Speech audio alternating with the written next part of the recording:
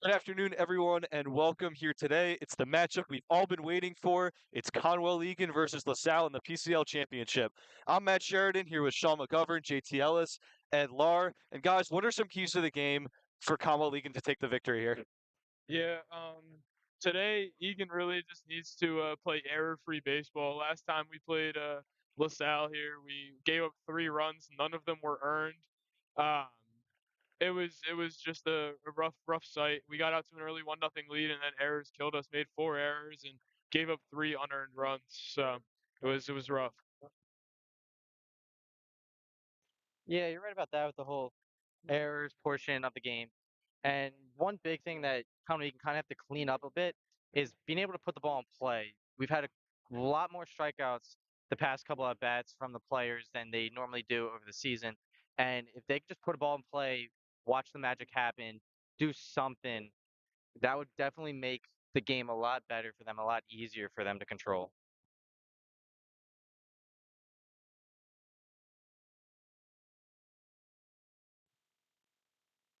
Questions? Okay. Um, yeah, I think really today, Conwell Egan really just needs to sit back and be patient at the plate. Definitely see more pitches out there. All right, we have commonly seen like a trend of Egan having like 1 inning scores. Like they'll have 1 inning where they do really good and score no runs pretty much the rest of the innings of the game. So if we could just break that curse and just get a steady flow, I think that would really help them win this game today. Yeah, that's an excellent point you bring up there. Egan just keeping the flow on, keeping their foot on the gas, and not having any like innings where they're stuck, and whether they can't get a hit, they can't get contact or anything. And for myself, it would be the key to the game for Egan would be to not let the moment get too big for them. They got to think of this as just any other baseball game. The records are 0-0. The score is always 0-0. You can't get too comfortable, even if you're ahead by 5 or 6 runs. You always got to play like LaSalle can take the lead just like that and tie the game. So lineups are being announced right now. National anthem should be getting on soon, and we will be back with the radio broadcast of this PCL championship between Conwell Egan and LaSalle.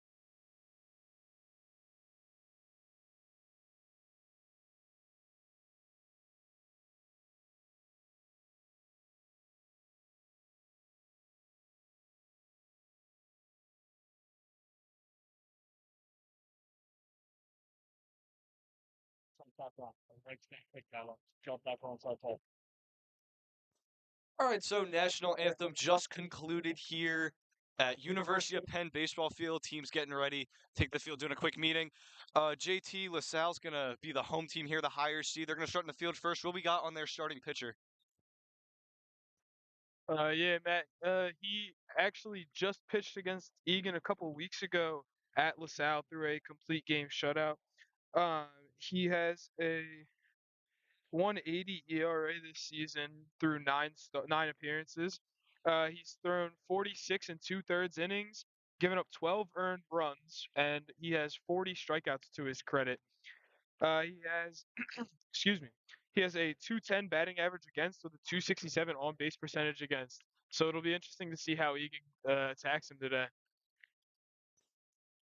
So that is the pitcher for LaSalle, Weiss, left-hander, taking them out today. And Conwell Egan, top of the lineup, will start with Keegan Johnson, Danny Freitag, and Brady Guzzi as the first three batters. And we've seen, especially Keegan Johnson, be extremely aggressive in these early counts. What are we going to look for him today? Is he going to be really aggressive or is he going to lay back a little bit today?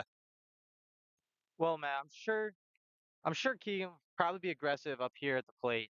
I mean, it's the championship game. This is kind of what he's been playing all 4 years to get to, and this is not a moment he wants to let by. He's been the first pitch go getter, first pitch attacker all season, and I don't see that changing just because of a new environment or a new feeling, I should say, with this championship game compared to a regular season. So definitely looking for him to first pitch attack, first pitch swinging against this LaSalle defense. Yeah, LaSalle comes in on a 16-game winning streak today, guys, and it'll be interesting to see if Egan can stop some of that momentum. They've given up 2 runs through the playoffs so far, the same amount as Egan so far. It'll be interesting to see how the pitching fares today. I mean, Guzzi's thrown all 3 games so far, so we'll see what happens here. Hopefully Egan can win this one. This is their first PCL championship since 2006 when they won the league. So we'll see how they play today.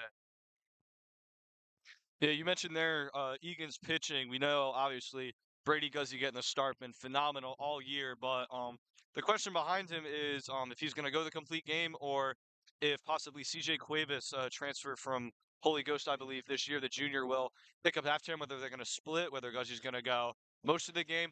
That's just something to watch here today. And yeah, it's just going to be a really good matchup. These are the top two teams, the 1-2 seed, LaSalle the 1, Egan the 2. So this is just gonna be a really fun matchup here today. So umpires, coaches meeting, LaSalle players waiting out in the field. We will be back when warm-ups begin from University of Penn PCL Championship.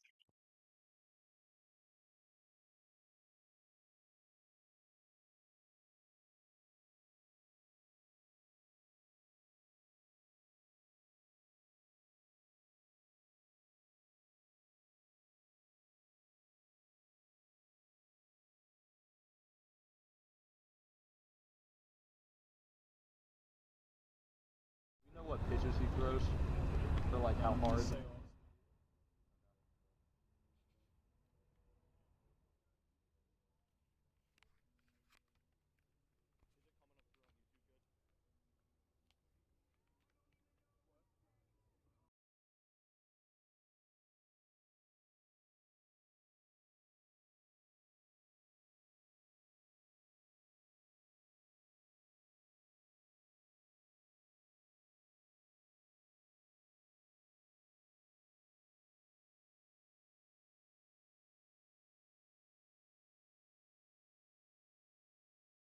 All right, so discussion at home plate, finishing Weiss, getting his warm-up tosses in. And Sean, JT just mentioned first time Egan has been in the PCL Championship since 2006, which they, of course, won.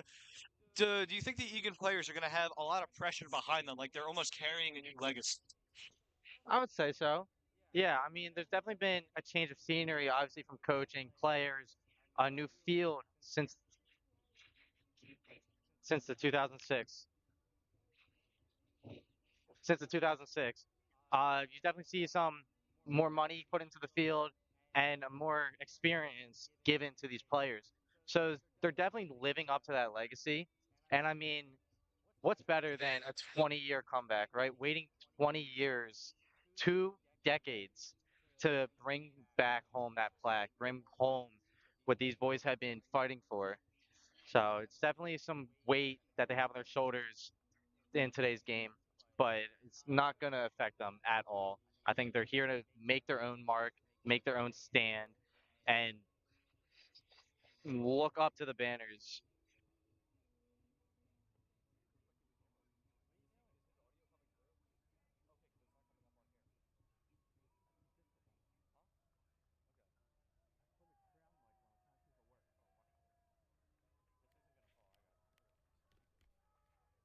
All right, so warm-up tosses just finishing here for Weiss, the big left-hander on the mound for Egan. And here comes Keegan Johnson batting 362 on the year, third best batting average on the team. And we were talking about it. Let's see if he swings first here. As we are ready to go in the PCL Championship, first pitch from Weiss is taken for ball one. So something we weren't expecting there. Keegan taking that first ball in. He's ahead 1-0 to start. Weiss set again. Big pitch upstairs again. Ball two, right at the letters, but looks a bit high. So quickly, Keegan ahead 2-0. Getting on base here would be huge to set the tone. Next pitch from Weiss is in there for strike one. So makes a little correction, finds the zone there. Count to 2-1.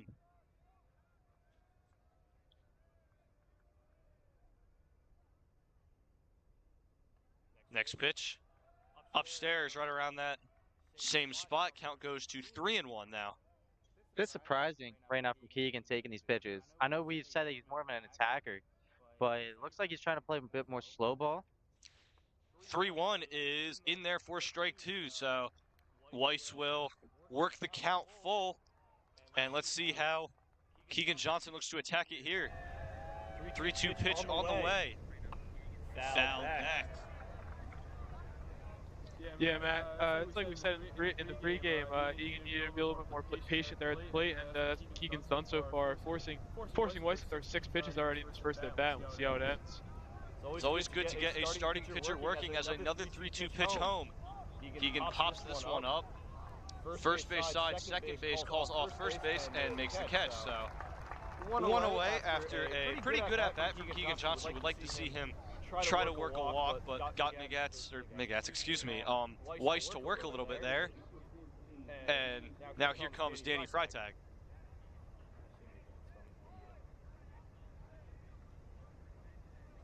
Freitag in from the right side again against the lefty Weiss. First pitch in there for strike one. Looks like a breaking ball there. He's right field, right? Danny is right field, yeah. Swings at the next pitch, fouls that one out of play to the left side. Count to 0-2 for the right fielder Freitag. Looks like you can see out there that LaSalle was doing a bit of homework. Looks like the coach, right before Danny stepped up, was telling his left fielder to go play a bit more to the line, as we saw Danny just hook that foul. So Next pitch well upstairs from Weiss. Count to 1-2.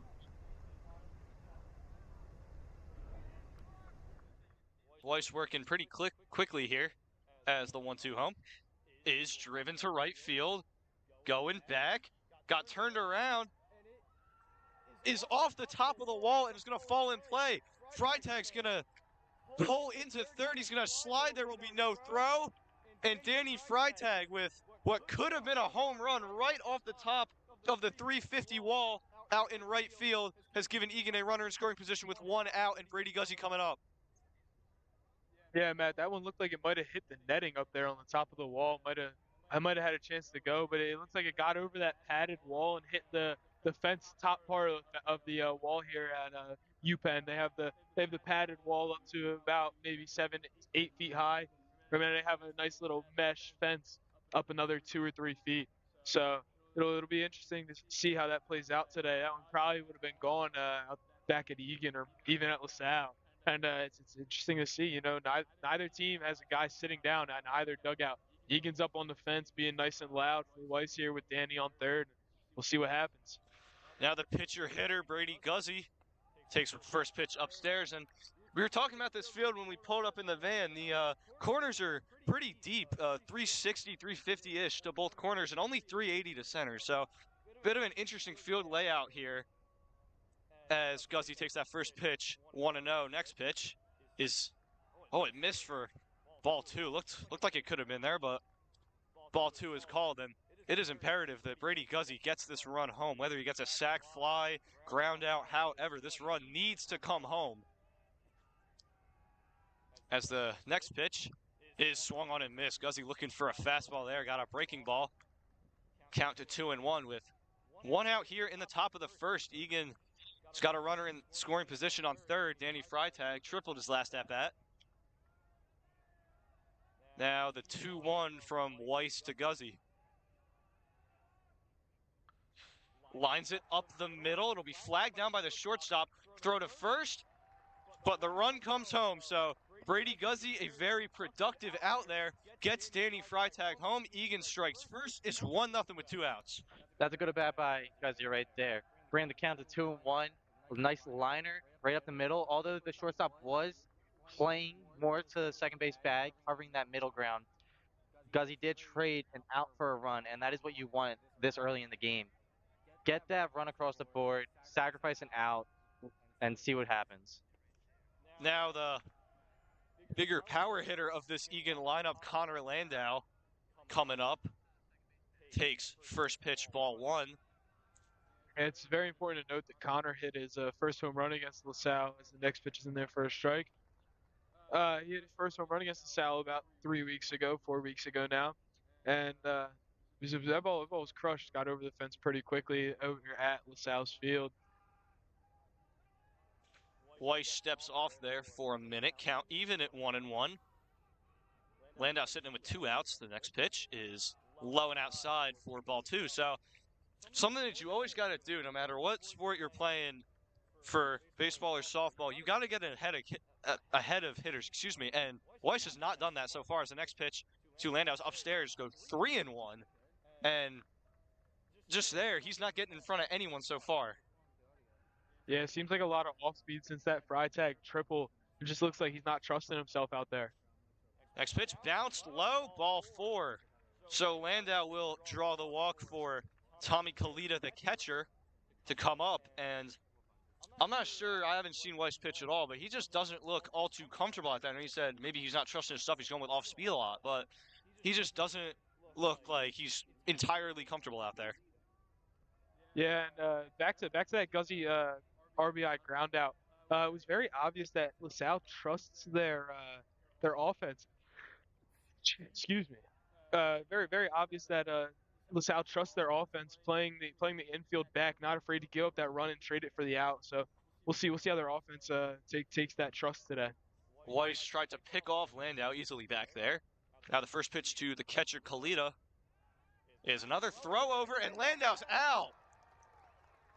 Landau got a little too comfortable taking that lead at first base. Weiss notices, gets him out there, and bit of a wasted opportunity there. I know there were 2 outs, but still, runner on. You can't let things like that happen. But overall, a good inning for Egan there as they get a run home.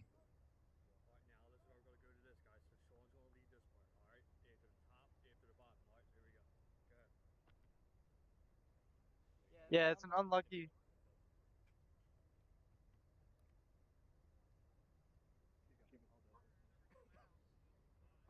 attempt there at Connor on first base. I mean, you saw Weiss do the pickoff move before, and you saw that, hey, it looks pretty decent from our standards. It's not a big, like, it's not a big showing, but it's also not too small to where you can't read it. And Connor just was out there sleeping a little bit. Looks like he almost didn't know if Weiss was going to actually throw home on the second attempt and got caught there stranded. So it's unlucky we're going to see. But leading into this and Egan's defense coming up the plate, how does their defense look to prepare for this game, and how do they seem to be handling themselves on this all-turf field? Yeah, they just gotta play a little bit more clean baseball, especially in the outfield. That's where it killed them last time against LaSalle. We had a very costly error out in the left center field, a little bit of miscommunication between Brady Guzzi and Chase Garofolo. Ball dropped and rolled all the way to the fence and allowed a run to score and the runner to get to third and ended up costing us big time in that game. Um, but yeah, back to the pickoff. Looked to me a little bit like a balk. Uh, he looked like he kind of did like a slide step over to first base instead of lifting his knee like you're supposed to. But uh, umpire didn't think so, so got to go with what he says. You're right about that with the whole balk, and now we don't have the best eyes on guaranteed how far we are out here, and the umps there have to look more into that. I would be honest to say that I feel like the ump was probably not expecting him to pick off, so he probably wasn't expecting to make a judgment call on that point. But you're right about that. If we can get a little more eyes open, a little bit more intuitive into the game, it is a little cloudy out and might be a little sleepy out, but I think we have to start waking up.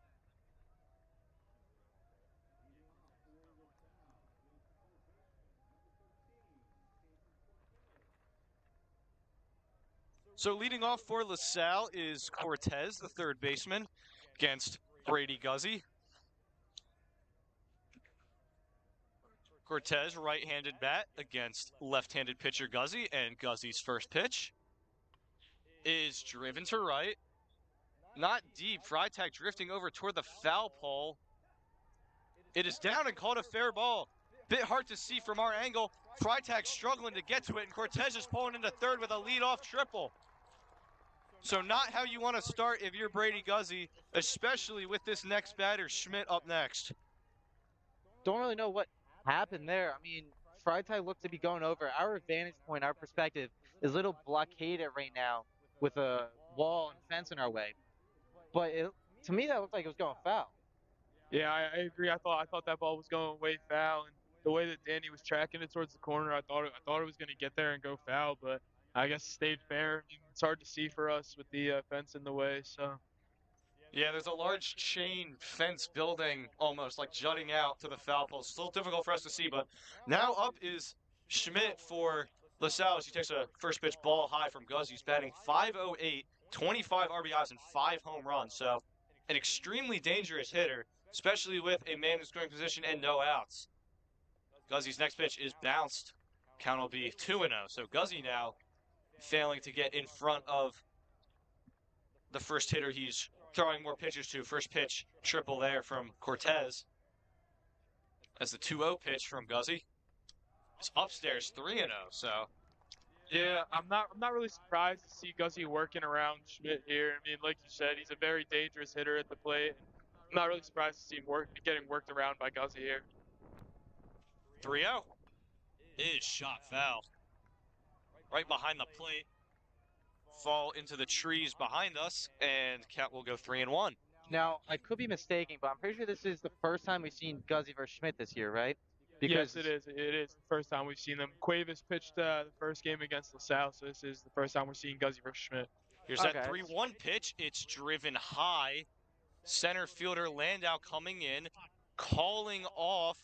Now he's going to look to throw home, and the runner goes back to third. Cortez smartly didn't run home as Landau put on a good throw, and that helps the situation a bit with one out now, a runner on third for number 26, Clark, the next hitter. Yeah, it was a beautiful throw by Connor. Good job to get behind that ball and just fire a dart ball.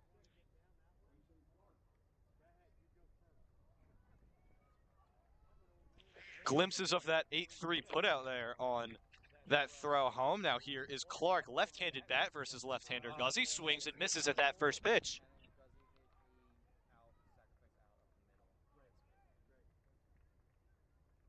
So count 0-1 now. Guzzi getting in front of Clark. Important for him to get an out here without this run coming home, as the next pitch is in there for strike 2. Yeah, you remember how I said about LaSalle trusting their offense with that playing the infield back with that runner on third? Egan is doing the opposite. They have most of the infield up. Second baseman Laverty is back, but everybody else is up on the edge of that grass here, trying to cut down that runner at home. 0-2, bounced low. So it'll go to 1-2. Yeah. Good block by Kalita back there behind the plate. I know it got to be a brick wall, especially with this turf defense. Yeah, he's been great all year back there, as Clark steps back in the box, waiting the 1-2 from Guzzi.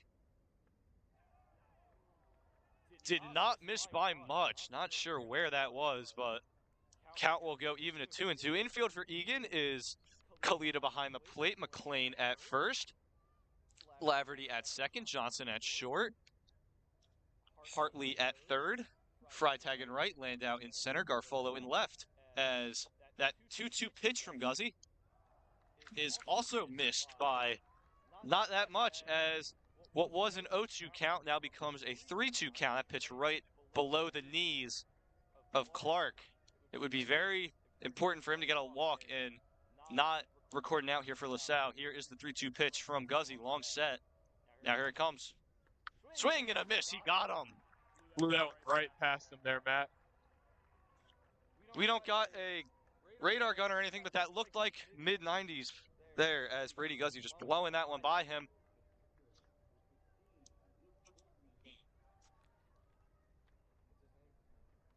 Next batter, the catcher, Borgman, for LaSalle. Right-handed bat with 2 outs. Now, as the first pitch upstairs. Now, if you're LaSalle, you need a hit to score the run. You can't get a sacrifice anymore. Guzzi has done a good job these last 2 batters to prevent that with help from the outfield and Connor Landau. He's got the count 1-0. Next pitch is driven high. Freitag drifting to his left. He will settle under it. And Conwell, Egan, and Brady Guzzi works around the leadoff triple. What an excellent job. It's only the first inning, but if you're LaSalle, something like that can easily come back and bite you later in the game. Yeah, it's a massive momentum swing there. The leadoff triple was big momentum towards LaSalle, thinking that they were going to get something going early, and they got that runner in scoring position. And then Guzzi, great job to bear down, great throw by Connor Landau, and then a nice tracked ball out there in right field. So that's a big momentum swing towards Egan here. You're right about that, JT, and just a great looking defense out there for the first inning by Conwell Egan. Although the triple, as you said, Matt, a little bit harm to their defense, and it looks like they were going to be a little bit slow coming to this game, but they brought that right back, and the momentum is definitely on their side. Now, getting into that, though, how about we talk about Conwell Egan and what they did this season? I mean, coming into this playoffs, is this something you've expected before the first game of this year? I can't say that I expected them to be here, but I knew they had the talent to be here. They definitely had the talent all season. It was a matter of putting it together and playing error-free baseball, which they've been able to the entire playoffs. They've played very well defensively so far these playoffs, which was something they struggled with much this year. 28 errors through 20 games. It was a very, very rough defensive season for them, but like I said, they've bared down here in the playoffs. No errors against Father Judge, no errors against Archbishop Wood, and so far here we've got no errors. So let's keep it that way. And as long as we can keep it that way, I think they have a real shot at this game. You're right about that. I know both of these teams are ranked pretty highly in the state of PA, so it's not a blowout game by any means. Not so much of a quote unquote 10 versus 1 underdog story that we're going to see here today. More of that highly anticipated 1 versus 2 matchup that you would have seen coming into this playoff experience. So it looks like it's going to be a good game out here at the UPenn turf. So he was in the batter's box when Landau got picked off. It's Tommy Kalita. Gets a fresh start at the plate against Weiss.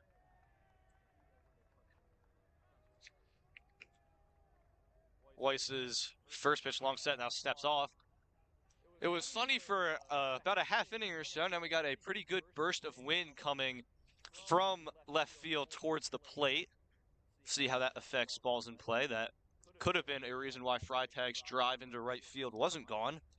But overall, not a terrible day for how the week's been. It's been super hot, super rainy, but pretty comfortable day here. Not terrible as Kalita finally steps back in. Weiss on the mound. That first pitch is inside for ball 1. So another hitter Weiss does not start in front of. The 1-0 is in there for strike 1. So falls behind now, evens the count up.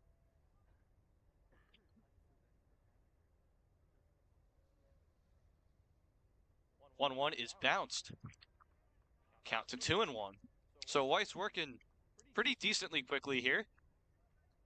Been pretty 50-50 balls and strikes so far, too. As the 2-1 to Kalita is tapped down the third base line. It will stay fair, or foul, excuse me. Looked like it was on the chalk there. Umpire called it foul. Count evens to 2-2. Yeah, it kicked foul at the last minute there before the third baseman could get to it. I think third baseman was going to try to play that one, though, and try to get a throw off to first, which would have been a close play, but ball just kicked foul there at the last minute. So the 2-2 on the way is in the dirt behind the catcher. Count evens to 3-2. So these Egan hitters so far are making Weiss work. They're making him throw a good bit of pitches. And something we see from the stats is as this 3-2 pitch comes home, it hits Kalita in the forearm, and he will take first base. So a ball regardless good of Kalita to shake that off and get over to first base. So what I was saying was, if you look at the stats for LaSalle, they're not like Conwell where they have one singular guy that carries the load, as Kalita is now being subbed in for Dalton Johnson, catcher for pinch runner. Dalton Johnson very fast out there. Got to keep an eye on him if you're LaSalle. But again, back to the pitchers. LaSalle's not a one-pitcher team. They throw a lot of different pitchers with a lot of different numbers. Yeah, Dalton out there, he's snagged 4 bags so far this season, so it'll be interesting to see what they do with him here. Good arm behind the plate there with Clark back there, so we'll see how this one plays out.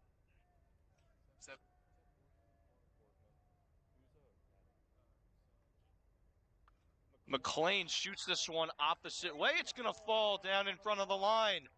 Johnson speeding his way to third. He'll get in there easily. McLean will hold up at first, and it's another hit for Egan. Runners on first and third with no outs here in the bottom, or the top of the second, excuse me. So I'm going to be completely honest. I was not expecting Egan to get this good bit of action this early in the game. No, you're definitely right. There have been more of that middle to end game pace of a team to start doing all their runs and start doing all their hits. But this is what we'd like to see, a great momentum starter for Conwell Egan, and a great hit by Jake McLean there. I know it wasn't a big barrel, it was more of an inside pitch that he drove to the opposite side of the field, excuse me. But that's what you love to see. That's what you love to see in the cages. That's what you work on, is driving that inside pitch the other way and putting a man on scoring position. Not even a second base scoring position, but a third base. Bringing up your middle to bottom half of the lineup to see if they can do some damage and add on to their lead. So a great hit by Jake McLean and a great momentum starter by this Conwell Egan offense. Yeah, it looked like a bit of a jam shot there, but it falls down there and down the right field line. And I mean, that's really all you need. LaSalle coach out here talking to his infield. I'd assume maybe a pickoff play here for Weiss. If not, we're definitely going over some sort of first and third play, trying to calm Weiss down in the process. So it'll be interesting to see what LaSalle does here. I would definitely expect a pickoff maybe within the first pitch or two from Weiss here with that good move. Like I said, maybe a balk, maybe not a balk, but it's hard to tell from up here. We don't have the greatest view of the pitcher's leg coming up and down and going in and out, whatever it is. But I would also expect Jeff to try to get Jake over to second here with a steal and try to maybe get Dalton home. Yeah, we'll see what they do here with CJ Cuevas DHing today. Normally the pitcher. We'll see what he can do. He's been pretty decent at the plate for a PO, as the first pitch is in there for strike one.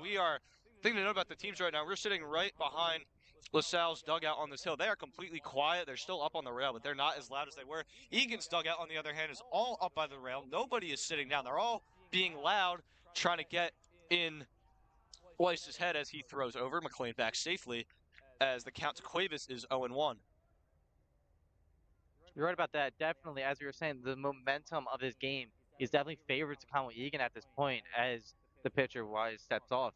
LaSalle look to be, as their warm-ups, all hyped, amped, doing all that they can, and all that energy just seems to have faded so far.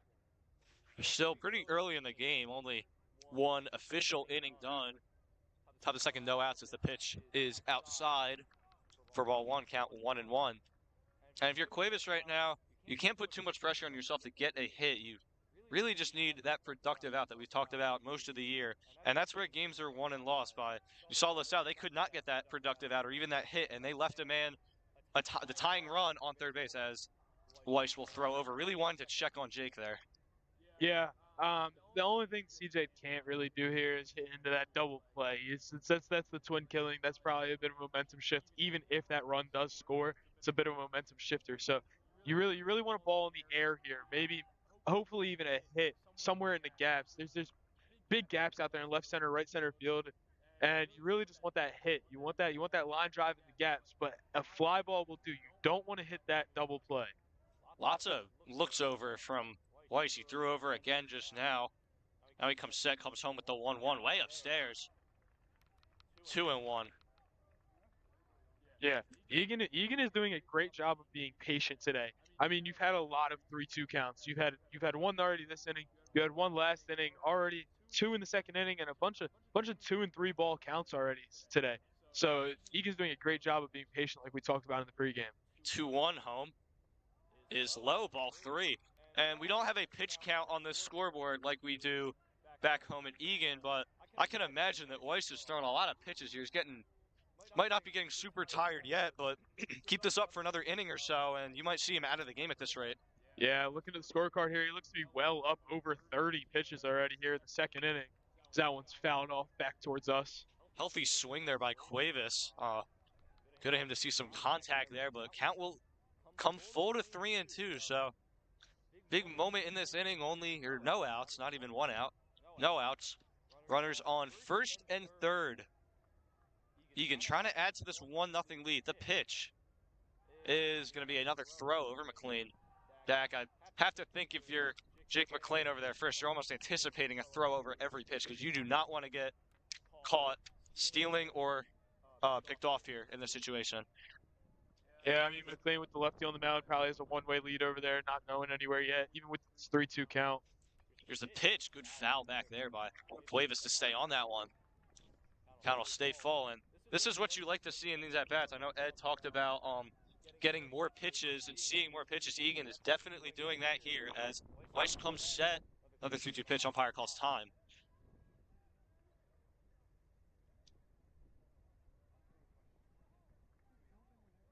Now, Cuevas steps back in. Another 3-2 pitch from Weiss as he comes set and comes home. Cuevas another foul back. So excellent at that here from Cuevas. Yeah, Matt Cuevas really doing a good job of getting that pitch count up. I mean, this is completely different from what we saw at LaSalle, where Weiss threw that complete game. I mean, they're making him throw a lot of pitches. Cuevas coming with the 9th pitch of the at-bat here. Here we go, 3-2 again. Foul, or no, shot right up. Foul territory, first baseman drifting over. In and out of his glove. Cuevas staying alive. That is what you like to see from the Conwell Egan. You want to see these defensive mistakes. Now, that was a tough play for LaSalle. Would have been a remarkable catch if he had come up with that. But Cuevas now has an extra life to use, and let's see if he can put it to use. Now, you just saw Wise throw a curveball. Are we expecting another off-speed? I mean, he doesn't seem to trust his fastball at all this game, so I would expect off-speed.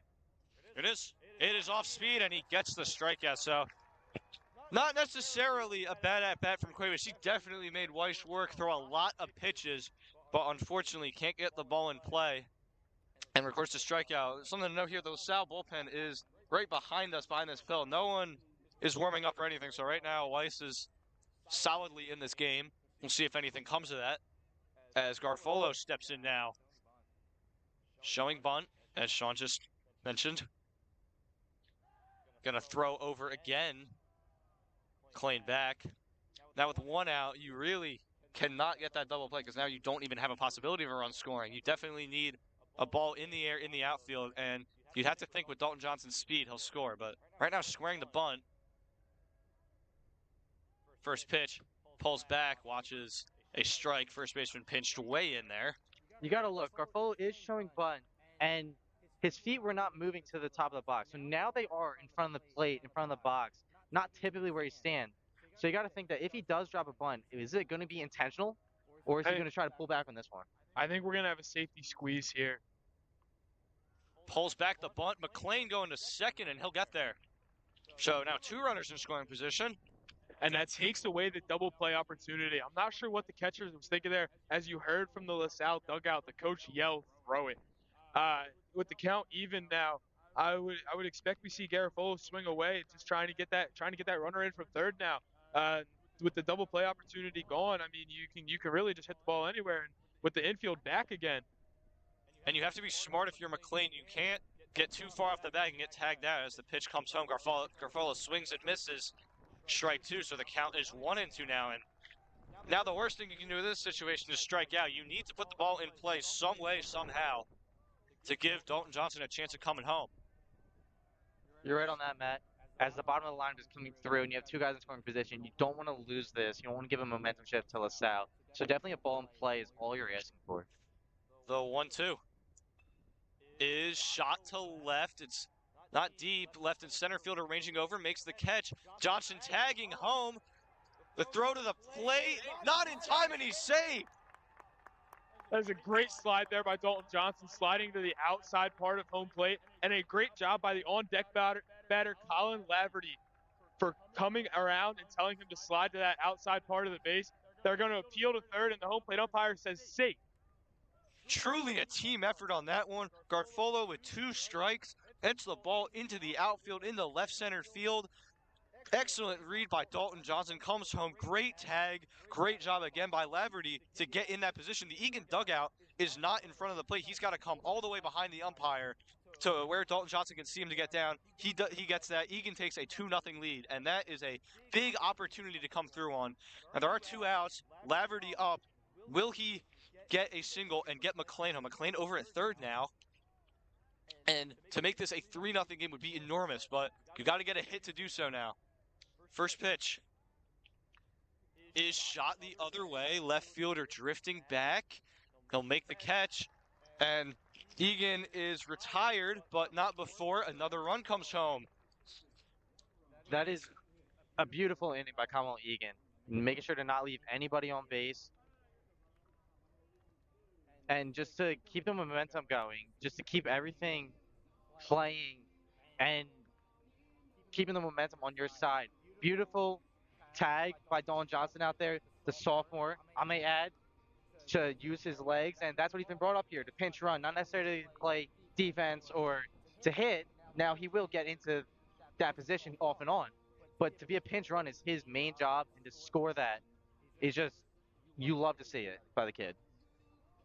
Ideally, in that inning, you would want to get both those runs home, make it a 3-0 game, but you can't be too greedy, and you got to look at your positives in one of these games, especially if you're playing a top team like LaSalle. And I think one of the bigger things to get out of this inning is that you've now given your number 1 ace, Brady Guzzi, a good bit of run support. 2 runs in a championship game like this against a pitcher like this is a pretty big margin. Now, LaSalle's offense obviously can handle it. They've shown that throughout the season, but it's a tall order against Brady Guzzi in this type of game. Yeah, it definitely is a tall order against the PCL MVP this year, Brady Guzzi. Also voted on to first team All Catholic, both pitching and defensively at the plate. He was voted first team All Catholic as a pitcher and an outfielder. So he is a very good player all around this year. Ed, what do you think about the inning Conwell Egan just had? Well, I think Egan had a pretty good inning. They scored 1 run with Dalton Johnson getting home. That was huge for Egan, and we especially see Egan working on those pitches. I mean, we saw Cuevos staying alive out there with all those fouls, working up that pitch count, hopefully tiring out Sal's starter. Yeah, you'd have to imagine that Weiss is a bit tired after all those pitches. Again, excellent at bat by Cuevas as this first ball is shot into the left center field gap. Going back here, both fielders, and it's going to fall in between them. On his way to second, that's Raby, and he'll pull in there with a leadoff double. So swinging early these first pitches against Guzzi, and it's another leadoff extra base hit. Let's see how they handle it here. That's an unfortunate double for Conwell Egan. Now, great run by Chase Garofalo out there in left field, track the ball down and keep the LaSalle hitter to a double instead of a triple like last inning. And now you're at the start of an inning, a base hit is given up, but you have a little bit more room to work with as the runner is 90 feet less than he was last time. So no outs, Guzzi on the mound, and you see your corners are pinched in a little bit. maybe expecting a bunt or a slash hit. Egan's definitely expecting a bunt here. It's Wade, the shortstop. He'll drive one to center. Landau going back, still drifting back. He'll make the catch. Raby tagging.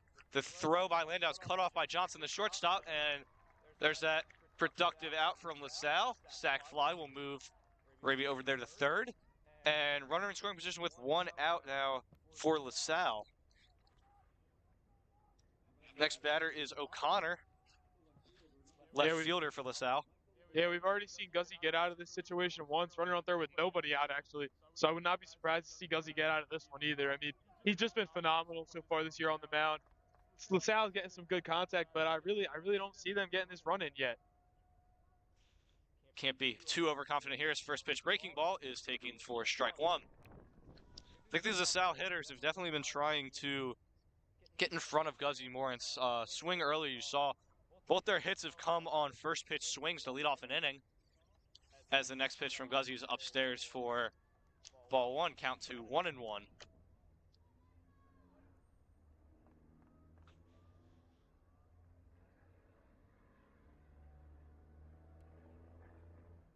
On one pitch is swung on and missed. Another one where Guzzi blows it right past. These guys just are not ready for the velocity today. I mean, Guzzi has blown it past 3 or 4 guys already today, and it's obvious that they haven't prepared. Yeah, sitting from this angle, we're more to the side of the mound, so you can really see the velocity of the ball better than you can from right behind the plate as the 1-2 pitch home is shot right at Keegan Johnson. Looked like it was in a better spot, but Keegan Johnson right there to take it away, and if that landed a run, definitely would have scored. And there are now 2 outs for number 37, Hassim. It's good play by Keegan out there in shortstop position, the 6-hole. The LaSalle batter looks like he kind of barreled the ball, but more on top of it. Give it some top spin, making it go straight into the ground rather than giving it backspin to raise it. So good play by Keegan to keep a run at third. First pitch from Guzzi to Hism is bounced for ball one, so count will start 1-0.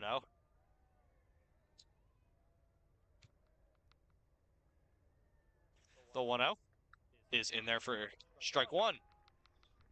Coming back with a breaking ball there to even up the count. Yeah, LaSalle trying to shift the momentum a little bit here, get this run home, but Guzzi is just trying his best not to allow this to happen.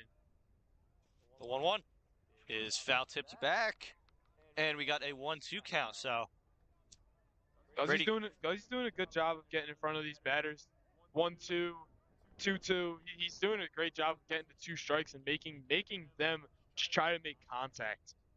as the 1-2 comes home, did he go around?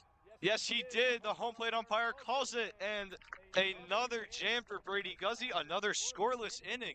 And I was about to say, before that pitch was thrown, JT, what you said about Guzzi getting in front of these hitters, that's been the biggest difference between him and Weiss. Obviously, Weiss giving up 2 runs, Guzzi giving up none, but when Weiss gets behind hitters, they're able to sit back more and wait for their pitch. Because Guzzi's getting in front of these hitters and because of the stuff he has, these hitters need to be a lot more on their toes and ready. So he can tool with them a lot more than Weiss can. Yeah, absolutely. I mean, Weiss is falling behind too much. I mean, as I said, there's been 3-3-2 counts already for him, and one of them went 10 pitches long with Cuevas.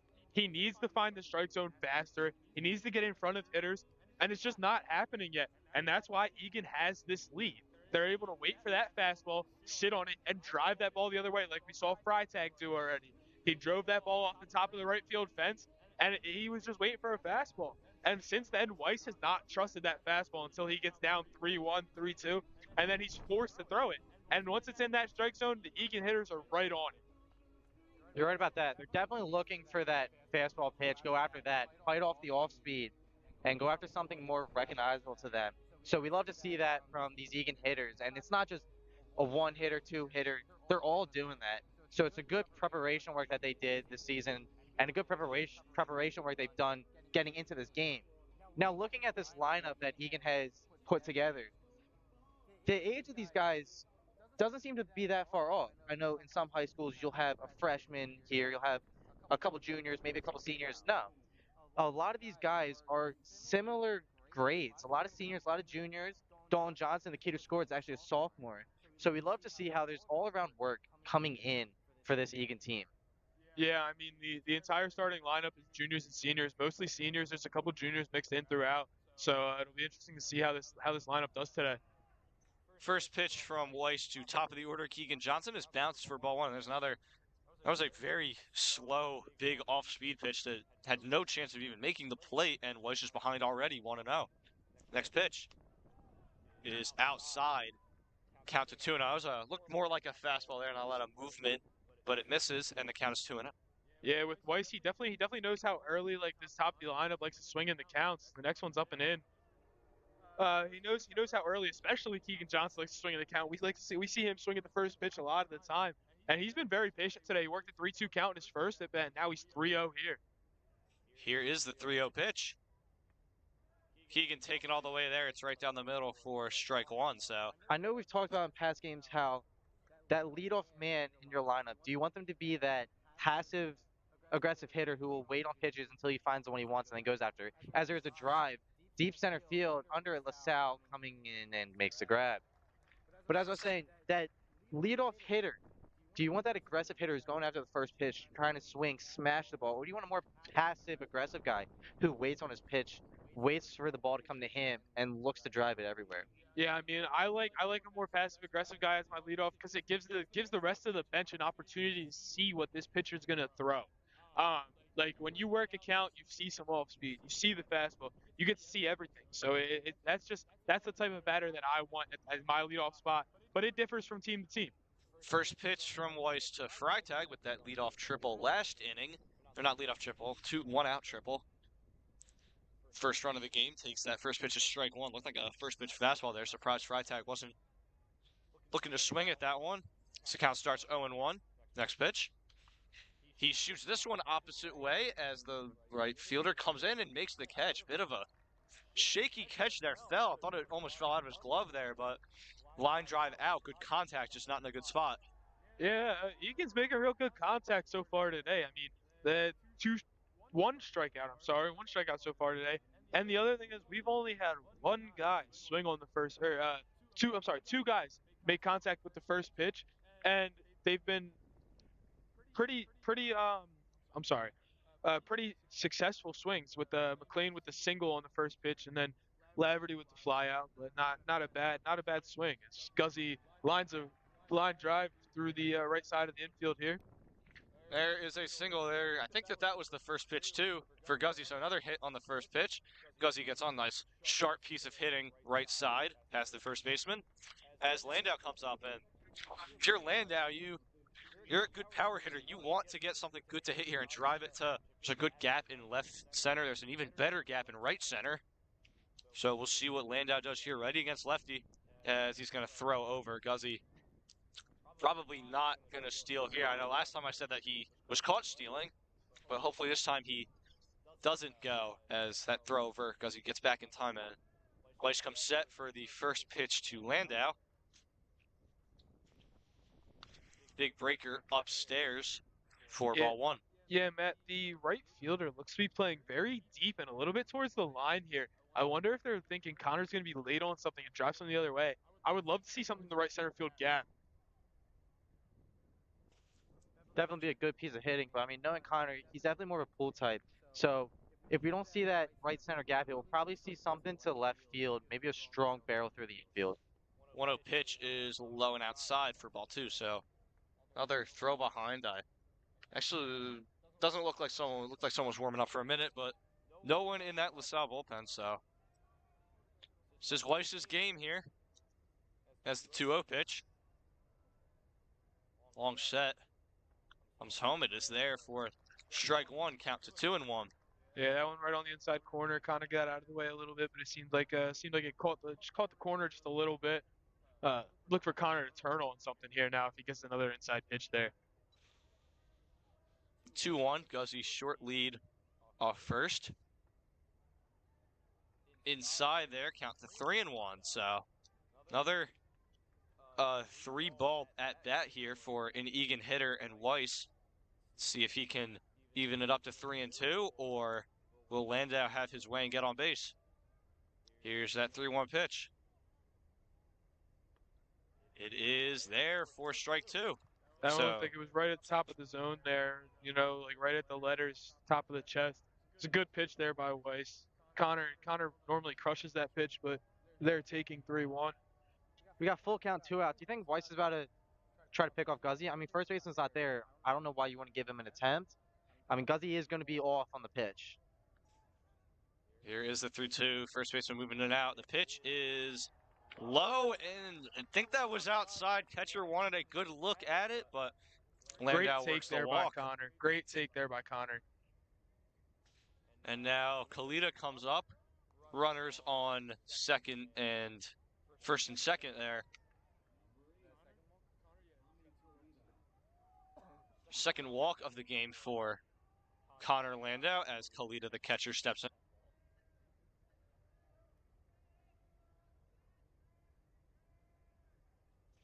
Guzzi at second, Landau at first. First pitch. Popped up.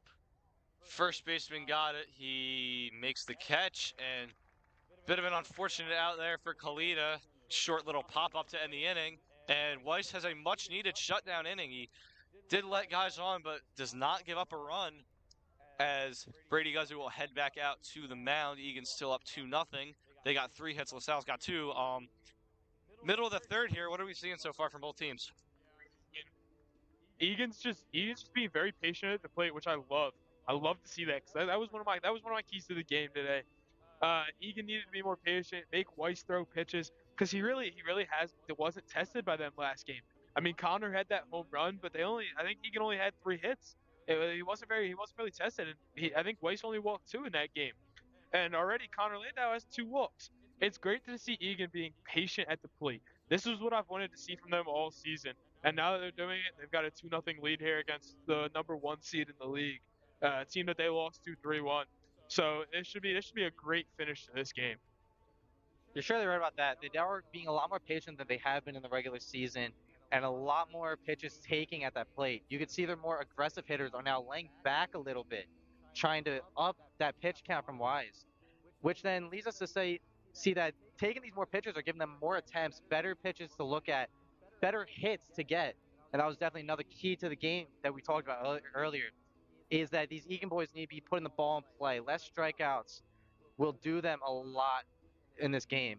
So seeing that they are putting the ball in play and not necessarily home run type of hits, but just putting something that the LaSalle team needs to make an attempt on. So we love to see that out of the Egan offense. And even better yet, we love to see how this Egan defense is staying strong, even letting up that first on base at batter in back-to-back innings. Yeah, so Guzzi back on.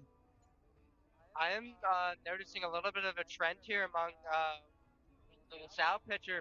I've been noticing a good bit of attempted picks, and I don't know if it's from like Egan being confident out on the bases, or if it's from LaSalle because they got that pick where he picked off Connor in the first inning.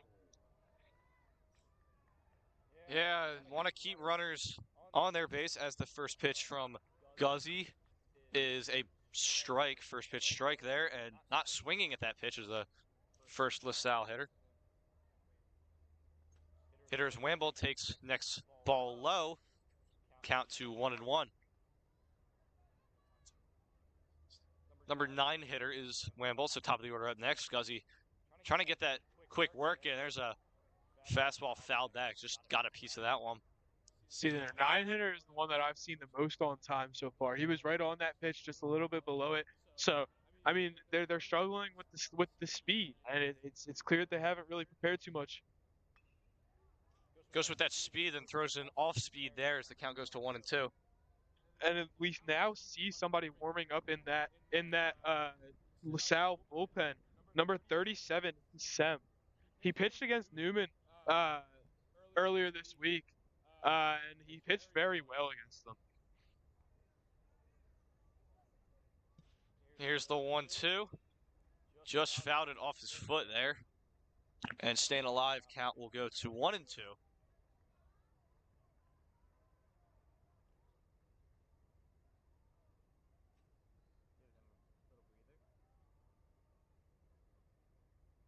Looks like the umpire has given the LaSalle hitter a little bit of a breather, making sure he's all right as he goes out to talk to Guzzi. Yeah, Wimble looking okay there back in the box. Right-handed hitter against lefty Guzzi. As we talk about Hasem warming up in the LaSalle bullpen, it looks like Anthony Womack is headed out to the Egan bullpen. On As the he appealed down to first as he goes. 1-2 pitch, he tried to hold up, was not able to. It's another strikeout for Brady Guzzi. So you said you saw Womack there. Are you surprised it's not CJ Cuevas going over the bullpen? I'm not. I believe that they saw Cuevas enough 4 weeks ago back at their place. I'm not surprised that we're going to see Womack here today. I believe that Womack has the stuff to get them through this. First pitch to top of the order is grounded to third with Hartley. He booted it. And bit of a tough bounce there. Hartley didn't get a great read on it, as there's the key to the game, an error there for Egan. And we got a runner on with Schmidt up next. This is not the guy you want up with anyone on base. Little bit of tough play for Hartley there. You saw the ball bounce on the infield turf right there, in the grass turf that we say. And Hartley looks to be taking a step back, probably expecting more longer hop. Instead, it ate him up a bit. That is something as an infielder. You kind of have to use your best judgment to whether you want to go attack. And if you attack, you have to go all out. As Guzzi goes for a pickoff attempt, runners back safely. But that is one thing that we're very curious and we're kind of talking about before this game is Egan hasn't played on many turf fields this season, and the championship is held here at an all-turf field. So how will that affect them when playing on this defensive side of the game? First pitch to Schmidt is a breaking ball in there for strike one. Counts at 0-1. Yeah, it's definitely a tough play there for Hartley, but he does need to come get that on the big hop. I mean, he let that ball eat him up, and it's a tough play. But as infielders, I know me and Sean were taught it. You have to come get that ball on the big hop and attack that ball. Another pickoff to first gets by the first baseman McLean. Guzzi threw it way over McLean's head, and Cortez will have a free pass to second there. Just not a great throw over by Guzzi is all I can say about that one. It's a dangerous throw. Yes, Guzzi threw it high, but it looks like McLean could have had it if the LaSalle guy didn't get into his way coming back. There's nothing you can really do about that. It was an unlucky pickoff attempt. Now, it kind of was a bit of a lazy pickoff attempt, which kind of led to the ball being thrown away. We would love to see a little bit more of an effort from Guzzi as he goes for those fake attempts, but that just leads LaSalle to get an extra 90 feet, which you don't want that at this point in the game, and with this hitter up the plate. Next pitch is fouled. Count to 0-2, and another inning with a runner in scoring position for LaSalle. So, as this is kind of biting LaSalle in the foot, as so far, hopefully they don't get this runner home. So they haven't gotten any of their runners in scoring position home, and it's a dangerous path for Egan to go down. You can't allow a team like this to get this many runners in scoring position this early in a game and expect just nothing to happen. I mean, it is possible LaSalle just goes quiet, but the possibility of that happening is very small as Guzzi's set with the 0-2 to Schmidt. Hopped up right over our heads and foul. Count stays 0-2. Yeah, I mean, I'm going to say it. If this run does score, that is another unearned run drawn to the line of Guzzi because the error that got him on base and the error that caused him to go over to second, both those plays should have been made, and it caused ground ball over to third across by Hartley, and Jake McLean comes off the bag at first base. Now, who do we put that on? Is that a throwing error by Hartley, or is that an unlucky stretch attempt by Jake McLean? Yeah, that's an error on that's another error on the third baseman Hartley there. He threw the ball and it pulled Jake McLean off the bag. That is a throwing error there for Gavin Hartley. So Hartley with two errors, back-to-back errors, back-to-back batters. But like I was saying, this will be another unearned run if this run does score. And like I said, that's what killed Egan. 3 runs given up in the last game against LaSalle, all 3 of them unearned. A double play is in order for Egan as Hartley made a great stop to get that ball from going in the outfield. His first pitch is high for ball. He made a great stop to keep the ball from going into the outfield. But he took a little too much time just checking over at the runner second. You want to give him a look, but he kind of stared him down a little too much, and then I think he may have gotten in his head as he threw it over. He wasn't completely focused on throwing over to first bases now. The bunt is laid down, and it's going to roll foul, so bunt stayed foul. It rolled almost up to the infield grass and then eventually rolled out of play, so fortunate bounce there for Egan as the count evens to 1-1 as the batter is Clark for LaSalle. All right, this is something here where Egan kind of have to ground themselves in this infield. They got to take that momentum that LaSalle is starting to build and just throw it away. Yes, 2 errors were made back to back, but that's something you have to forget at this point in the game. Move on to the next batter. Remember, you have 1 out and you have a double play situation up for you. So see if they can get something going right here. The 1-1. Guzzi longer set here, comes home. Breaking ball just misses for ball 2, so counts to 2-1. Yeah, Sean, as you said, momentum shifting. I don't think LaSalle is causing this, though. I think this is Conwell Egan shooting themselves in the foot again, just like they did last game. And I feel like they definitely need to get it together in the field, like we talked about before the game. 2-1 pitch is right there at the knees for strike 2, count to 2-2. So strikeout, fly out, ground out. You want to get this batter out, get it to 2 outs, where you just need to worry about that next out. So honestly, a double play is ideal, but the likelihood of that happening is low as Guzzi comes home with the 2-2. It's tapped foul again, so we'll do 2-2 again. So as perfect as a double play would be for Guzzi and Egan, the biggest likelihood right now is a strikeout with the count at 2-2. You want to get that out without the runners advancing. You don't want to give LaSalle that productive out, and you don't want them to you don't want to give them any more free passes with an error, because 3 errors this inning, they've got runners on first and second with 1 out. So now Clark back in the box, the 3-2 pitch, or the 2-2 pitch, excuse me. Longer set here coming home.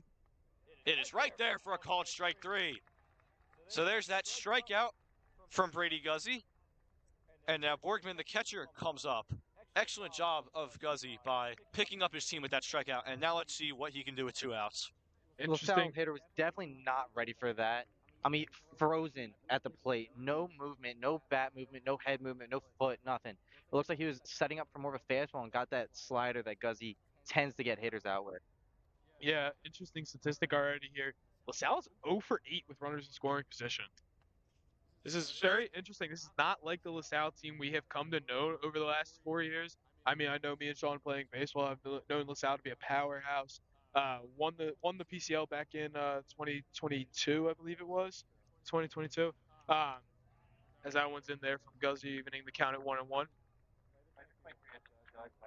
It might have been 2023, 2022, 2023, somewhere around there. But we have come to know LaSalle as a powerhouse. And that's not what we've seen so far here, as they're 0 for 8 with runners in scoring position. The 1-1 is shot into the hole on the left side, of base hit. Rounding third, heading for home. The throw to the plate is cut off by Hartley. And LaSalle gets that hit with runners in scoring position. And it's 2-1 Egan. That is a good piece of hit by LaSalle. You found the open gap in the infield. Harley not able to make a jump on it. Looks like he kind of took 1 foot and the ball was already past him at third base. Now Garfolo out there rushing in, trying to make an attempt at home, cut off by Gavin at third.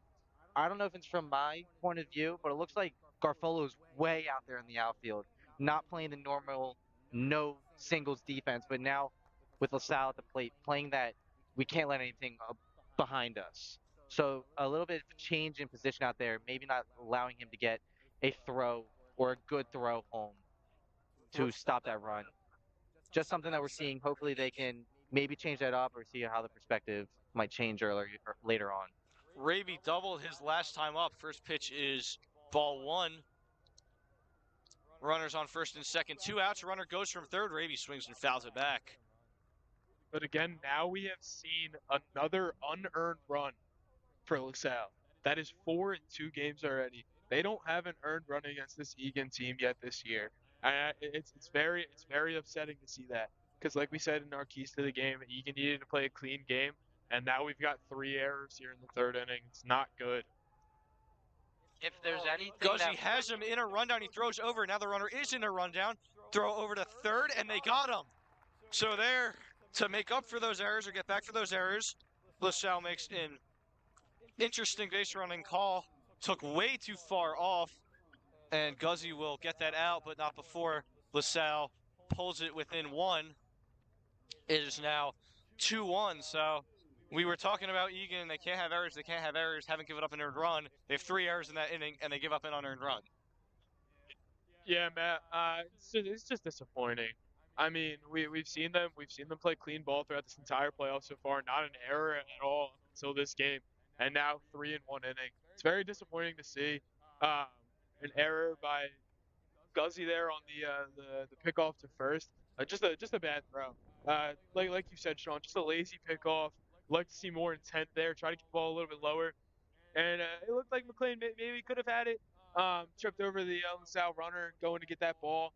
So it's just disappointing to see. Hopefully they can turn it around here in the fourth and get that run back, put one more up on the board here.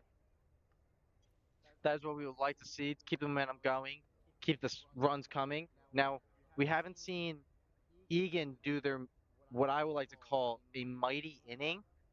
A little bit of some wordplay I'm doing, but the mighty inning where they score not one, not two, but even like 3 or 4 runs in one inning, trying to just put that team away just through one inning, not necessarily scoring that one here, one there, but maybe something will come about in the next few innings as we see those next few plate appearances as LaSalle's defense comes for the next.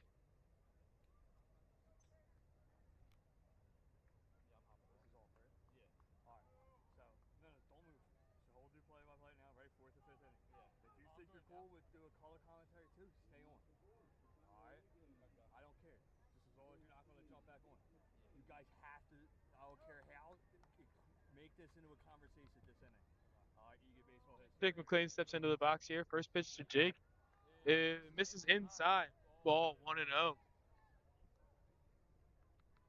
Maybe they'll get that big inning while JT's on play-by-play.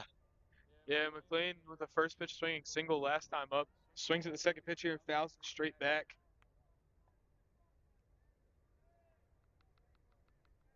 Count even at 1-1 here. They have pulled Hassan back in from that LaSalle bullpen after last inning. So Weiss winds and fires. Jake McLean fouls this ball down the first base line. Another Oppo hit. You think Jake's just a little bit late on it, putting it the other way, or do you think might be intentional at this point in the game? We've seen quite a few opposite field hits from these right-handed batters, so I don't know hitting as well as you guys do. I never played baseball at a high level, but it could be something intentional they're doing, or maybe they're all just happen to be on that timing for those pitches. Weiss winds and fires again. McLean takes high and outside. Ball 2. Count even at 2-2 here. McLean being a lot more patient here today. So far in this second at bat. First at bat, like I said, swinging that first pitch and driving it the opposite way for a single. As Weiss winds and fires 2-2. Ball upstairs. Jake McLean works a full count. That is another full count, ladies and gentlemen. That is the 5th full count today for Weiss. They are really working this pitch count here for the LaSalle A's. As he winds and fires the full count pitch, the payoff. Jake McLean fires ball into right center. Center fielder is there to make the play. More good contact, just not in a great spot. You're right about that. Looks like the pitch was outside, trying to drive it. Sounded like a barrel. I guess not enough, not going to say effort, but not enough strength put into that barrel. And LaSalle, just easy can of corn catch for them. Yeah, CJ Cuevas steps in here. Second at bat of the day. Struck out in his first one, but he had that 10 pitch at bat. Weiss fires the first pitch, and Cuevas hits a bloop single out there to left field. Drops in right over the shortstop's head. And Keegan Johnson really bringing this team to life right now, coming out of the dugout, making sure that everybody keeps their head up, coming out and talking to Jake McLean after that line out. He's really getting this team up right now, keeping their energy up, trying to keep the momentum swing over there.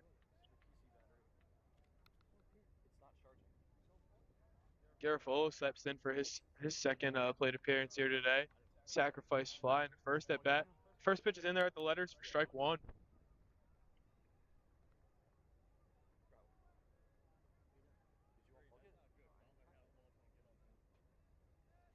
Weiss from the stretch comes set, looking over at Cuevas at first base. Comes home.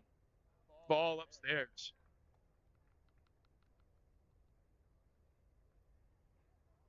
Count even at 1-1 here.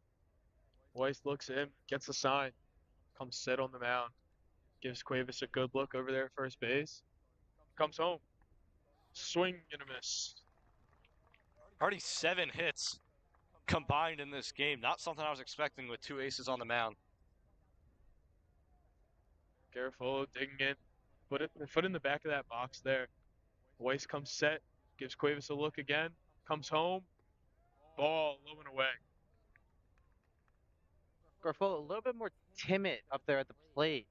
Maybe seeing some faster velo than he's normally used to. Looking to kind of just slap something here, kind of just put a ball in play, and not really get a big hit as he's very far back in the box.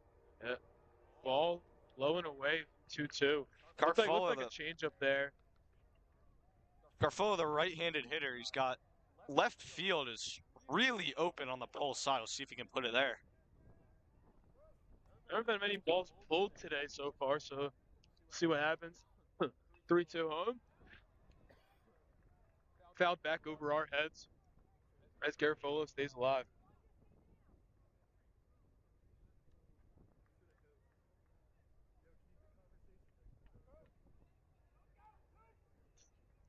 Garofalo set there at the plate. Weiss comes set. Gives Cuevas a good look. Cuevas getting a good lead. Dance around over there. Oh, and he gets picked off. Oh, and the throw is low. And he's safe at second base as the ball is dropped by the shortstop. A little bit of a rough throw there from the first baseman as he was down on a knee. Maybe had some trouble picking up that ball from the pitcher.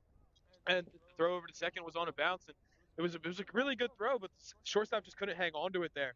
CJ has to be more careful there. That was not a great job over there at first base. He's lucky he did not get picked off, and there would have been 2 outs. Yeah, again, the consequences of a PO running the bases. And Garofalo in there again. Weiss comes set. Garofalo calls time as Weiss comes to the plate. Well, it's not something that we've necessarily not seen. Egan has had a little trouble running these bases over the season. They've, I don't know if they haven't been in the mindset of running the bases so much, but there has been a few errors, per se, mental notes that need to be taken when they're on those base paths. Indeed, Sean, as Weiss comes set, comes home. Called strike 3 on the inside corner. Garofalo not happy with that one. Thought it was ball 4. It's like off speed there from Weiss. It's like a bit of a breaker. Maybe a slider changeup action. Definitely a slider thrown down and in. 2 outs, runner in scoring position. Your 9-hitter out. This is where you need the bottom of the order to come through. Yeah, Laverty had a good contact last time. Flared the ball down the left field line. The left fielder just got there as he shifted back towards the line again. It looks like they're shifted for the Egan batters to go the opposite way, like they have been most of the game so far. As Weiss comes home, ball upstairs. Looked like another breaking ball. He's having trouble finding the zone with a lot of these breaking balls. He's already had 2 full counts this inning. It's just he's having trouble finding the zone here again. Weiss comes set. Gives Cuevas a look back there at second base. Shortstop not very close. Backs off. Cuevas getting off more. Pitch come home. On the inside corner for a strike. Wise, very inside to these hitters, lefty, righty, definitely trying to punch them in, trying to get, I guess, more rollovers. But it doesn't seem to be working as these inside pitches, the Conwell Egan offense is just driving them to the opposite field. So I don't know if there's a change in mindset of where Wise needs to start pitching, if he needs to start hitting some other corners. But just a little mental note on that. Wise comes set here. Looks back at second. Cuevas. Shortstop backing off. Comes home. Laverty fouls this one off down the left side. Count moves Foul to there. 1-2. Looked like Laverty was a bit out on his front foot there. Maybe not expecting that off-speed pitch there. No, surely not. Looks more like he's kind of trying to fight when he's in that box, not playing more of a defensive hitter rather than that offensive aggressive, which I don't mind him doing it as he is the 9-hole trying to just turn the lineup over. As Wise comes set. The pitch home. Back up the middle, and shortstop cuts it off. The throw to first is in time.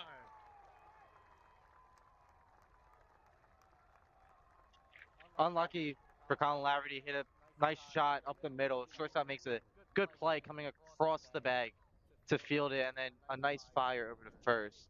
Now, I'm looking out here to this game so far and this day that we're having. This is reminding me not just of the 2006 PCL championship, but also the 1968 PCL championship where they won 3-1 over St. Joseph's Prep. Yeah, So it looks like this game's coming pretty close to our past. yeah. I mean, this team definitely has the talent to do it here today. It'll be interesting to see how they play out the rest of this game if they're going to allow Guzzi to keep going, or like we said, we saw Womack go out there to the bullpen, and it looks like he's starting to toss out there. As I can see through a little hole in the outfield wall, the catcher Mikey O'Brien having to catch with somebody. I'd expect that it's Womack. Oh, and now we see CJ Cuevas come out of the dugout, and it looks like he's going out to the bullpen now.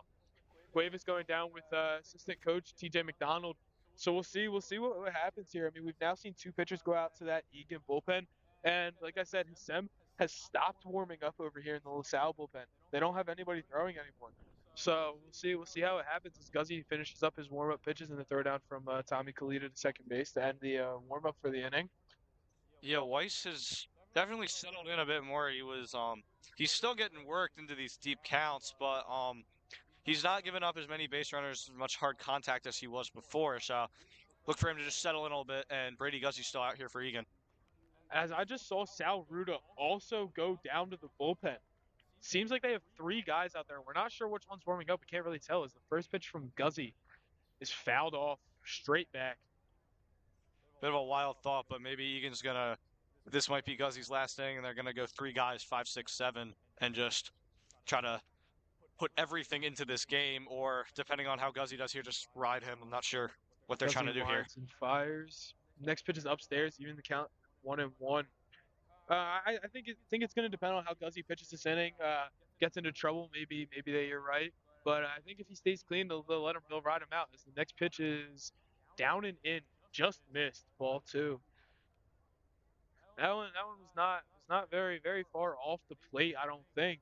I mean, it looked like Tommy caught that right on the corner, but Guzzi winds and fires the 2-1 offering home. It's a ground ball in the hole. Keegan Johnson makes the play and drops it. That's going to be ruled a base hit.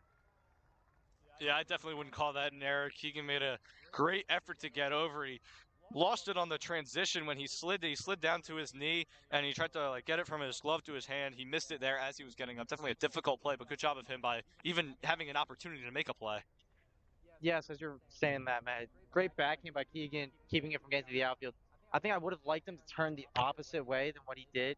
He went more of a glove hand sweep, spinning to the right. I think I would have liked him to do more of a pop up, get to his back foot, fire across. He had that time. I think his body clock with the LaSalle runner felt like he didn't have as much time to throw, but he surely did. So I would have liked him to see that, as there's a ball driven high left field, shooting foul under it, camping Colin Laverty. My fault. Gavin Harley, as he's not able to come up with the play. Wade here is senior, batting .417 this season with 2 home runs and 13 doubles. Or 13 RBIs, excuse me, 3 doubles. He is the leader, or the second highest batting average on this Sal team here. As we see him foul off that first pitch. Guzzi getting ahead of another batter here. Seems like he's finding his groove here as he winds and fires home. The runner goes for first. Throw down from Kalita is way late, not even close. Crazy jump there. The pitch was called a strike, so it'll be 0-2 with the runner on second base here. That is a good jump by LaSalle running out there from first to second. It looks like as soon as Guzzi picked his light up, he was off. Didn't care if Guzzi was going to pick him off or not. He was just going. So maybe they're reading him up a bit, but good run by him. Good attempt by Kalita behind the plate. That one is lined down the right field line. That'll score Raby from second. And the throw to second is not in time. Past the slide of Keegan Johnson. And this game is tied here in the bottom of the fourth inning. Unlucky. Unlucky for Conwell Egan. It was a good pitch by Guzzi. Good attempt by Jake McLean out there first. He's a little downhearted on that, but there's nothing you can do. That's a barrel down the first base line. And for Jake McLean to be what looked to be 2 inches away from catching that ball. That's props to him, and that is just all around greatness that I love to see out of him. The effort given to make that play as Jeff We have a Mando comes out. trainer coming out here. Looks like the trainer's coming out to look at a player on the field. Yeah, I think It they're looks coming like out to it looks Keegan. like they're coming out to look at Keegan Johnson here. He gets spikes. He It might have looks. gotten spiked there at second base. Not really sure what they're looking at here. I didn't see anything intentional, but if you're Egan, you cannot get down on yourself at all here. You've obviously hung with LaSalle. You had the lead for a good chunk of the game here, and pretty much every action they've had is an unforced error by yourself. So they really haven't gotten much done. I mean, that last hit was a very good piece of hitting down the line, but other than that, nothing. Sal's hasn't really been doing all that much on offense. So you can just got to take a breath, tell yourself you're calm. There are 2 outs, runner on second, so you can't get too relaxed, but you just got to take a breath and calm down here. Looks like the trainer's going back in. Looks like Keegan Johnson is okay. Yeah, I mean, to your point, Matt, you're hanging with what I believe and what most people believe is one of the best teams in the state. Top 10. Probably, yeah, I believe they're number 2 in 6A. I believe they're the number 2 ranked team in the state of Pennsylvania in 6A baseball. So this is definitely one of the top teams in the state, and you're hanging right with them. I mean, there's nothing to be ashamed of here. Offense is Guzzi going. back on the mound. Offense is going quiet the last couple innings for Egan. Would be good to get them back up next inning. The ball pops straight up over behind first base. Looks like Laverty's going to call it, make the play. Scary there as the ball is driven behind first base. Jake McLean looking to back up to make the play. Luckily, Conwell team called him off before any unwanted damage was done to Conwell Egan. Yeah, But very good play there by Colin Laverty. Now coming up is Hassem, the one that was warming up in the bullpen. Oh, here comes Manto out to the mound. Will we see a pitching change here possibly? they're not going to pull him, right? I don't know. He's taking the Might- ball. Oh, he has taken the End ball. of the line for Guzzi. Guzzi's line is done for the day. Looks like Jake McLean is going to switch out his glove, and Guzzi will probably be going to first base. And it looks like Gavin Hartley's day is done. As he's walking over to the dugout, you have to assume that Jake McLean's probably going to go play third base, and that Guzzi's going to go play first. And we'll see who Egan's going to bring in here. Jake McLean a little bit upset with himself there after that play. Looks like it's first Cuevas base. coming in from the bullpen too. Yeah, it does look like CJ out there coming down out from the bullpen.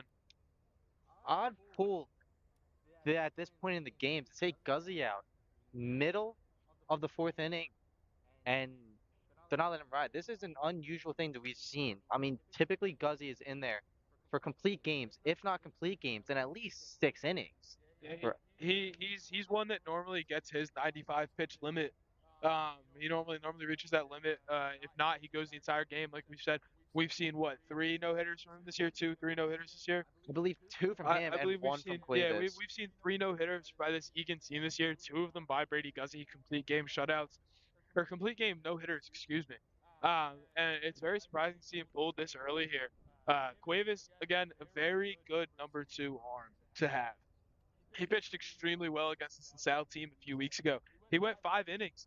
5 innings against this LaSalle team. It gave up 3 runs, but none of them were earned. Again, like I said, they lost that game 3-1, but not one of those runs was earned. As we've given now this inning, giving up our first earned run to this LaSalle team this season on that double by Wade. So it'll be interesting to see how Cuevas pitches to these guys, having already seen them once this year for 5 innings, gone through the order 3 times. So we'll see what happens here, and if Cuevas can get through the rest of this game, or if we have to go to the bullpen again.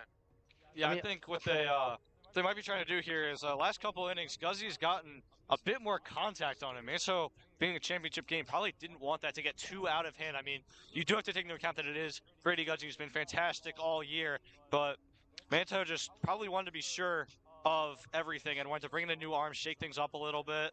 Just wants to be absolutely sure in this game. Yeah, your PCL MVP heads over to first base. He had a phenomenal year on the mound so far. I mean, sub 1 ERA, 95 strikeouts, more now that we've gotten through the playoffs. He had 92 strikeouts in the regular season. and is now up over 200 for his career here at Egan. I mean, he's just very impressive, and it's very surprising to see him be pulled this early in this game. But maybe it was for the right reason, and maybe LaSalle will jump on Cuevas. We'll have to see what happens here. Again, LaSalle already seen Cuevas once this year. It does concern me a little bit, like we've had in the past, that 2024 team that lost to Father Judge in the first round. You pitched Chase Chase Forrester against them in the regular season 2 weeks before the end of the season, and then Jeff Manto started him against them the first round of playoffs, and they shelled Forrester that game. They certainly did. I mean, I was on that team, and it was an unlucky day for us. I mean, we weren't expecting that by far for that to happen. And I mean, I don't see that with this case. Yes, LaSalle did verse Cuevas before and has seen him, but you're going from seeing Guzzi, preparing yourself for Guzzi, to not preparing yourself for Cuevas. And he's not that much far off from Guzzi. Yes, his velo is a little slower as we talked over the season, but he definitely is a dominant pitcher on the mound this year. And Cuevas comes set here. First pitch for Cuevas in this game is drilled down the third base line, a fair ball. And that's going to score the go-ahead run here. And Garofalo having trouble with it down out there in the corner. And that's another double there. That another double gets in that next run and gives LaSalle the lead 3-2 here.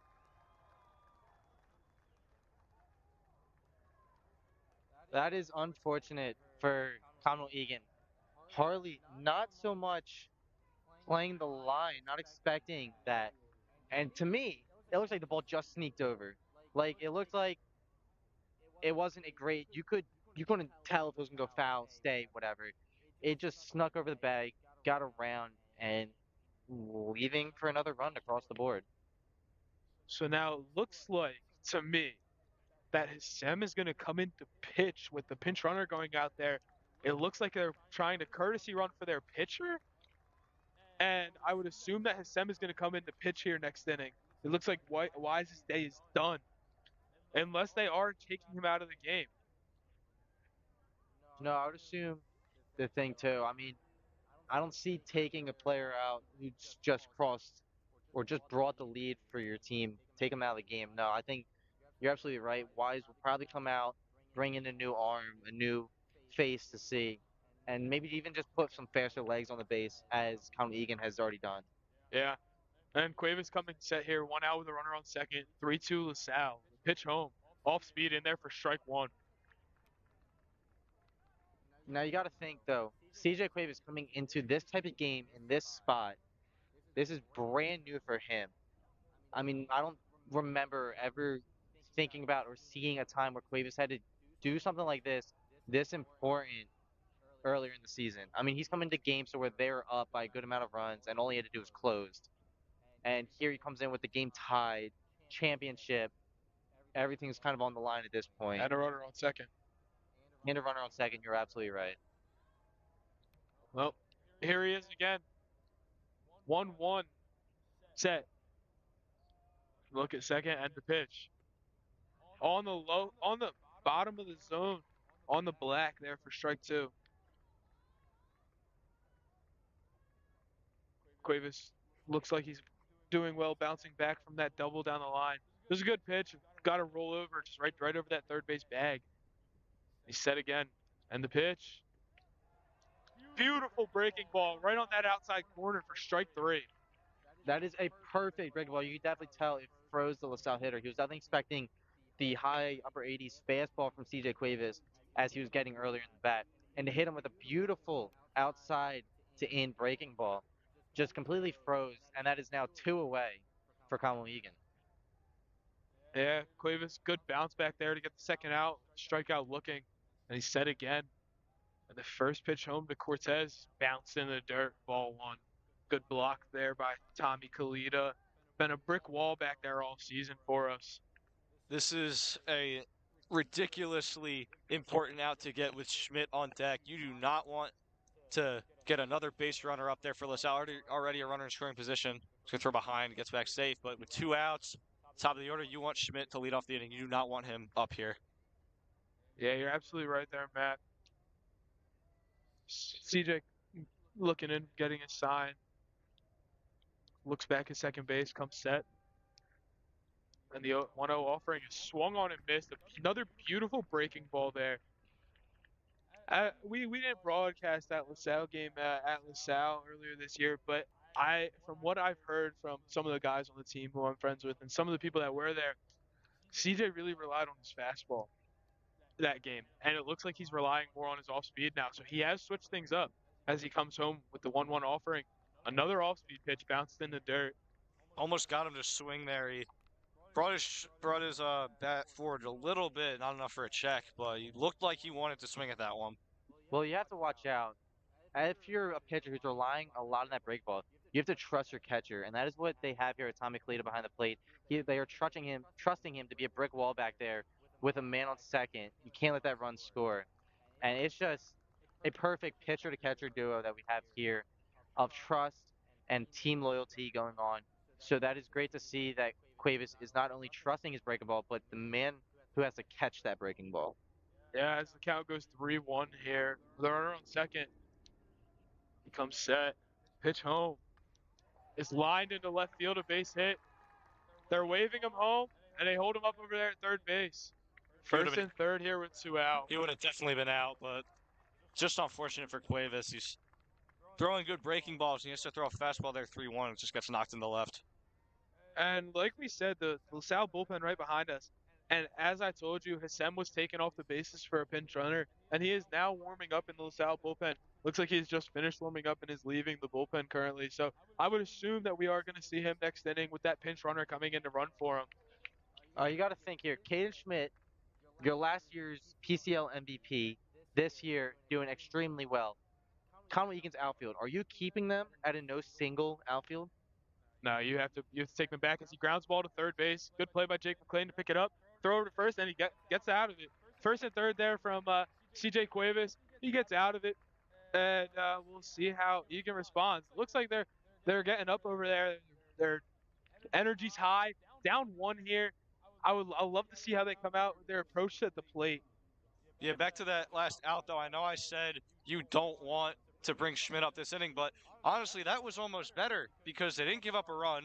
They got him out pretty easily here, and now they don't have to face him for another 8 hitters because he just got the last out of the inning. So good job there to also by Garfolo in left, not letting that run come home with that big throw. But Egan, who's leading off for Egan this inning? We have the top of the order coming up for Egan here with Keegan, and I'll be interested to see. Sean, do you think that there will be a single person sitting down in that Egan dugout right now?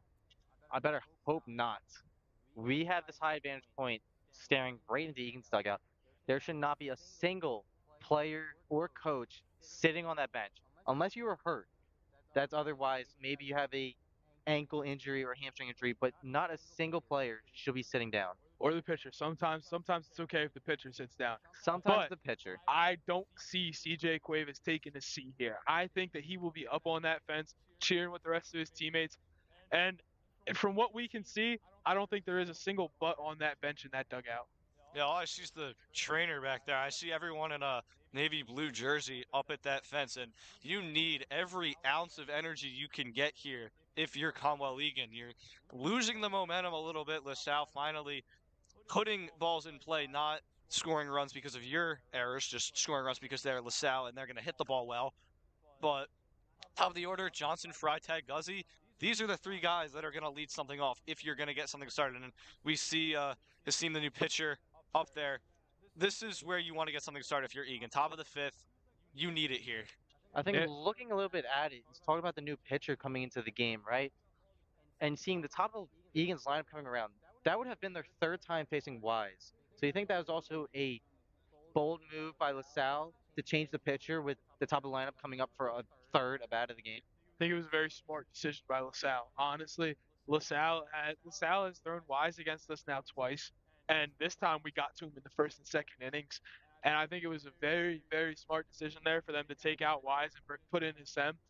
And it looks like he has a little bit of a speed drop off. You're also switching from a left-handed pitcher to a right-handed pitcher here, so it'll be interesting to see how they change their approach.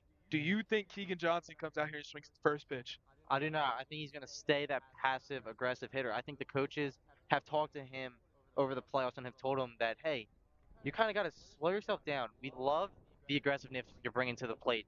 We love how you are driving the ball and how you are setting a tone for this team. But we have to build this LaSalle pitching count up.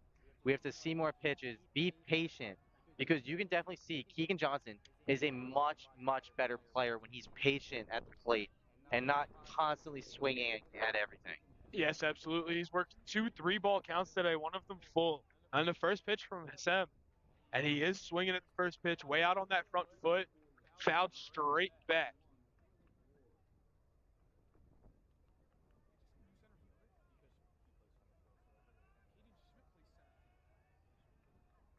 And the second pitch home. At the knees, strike 2.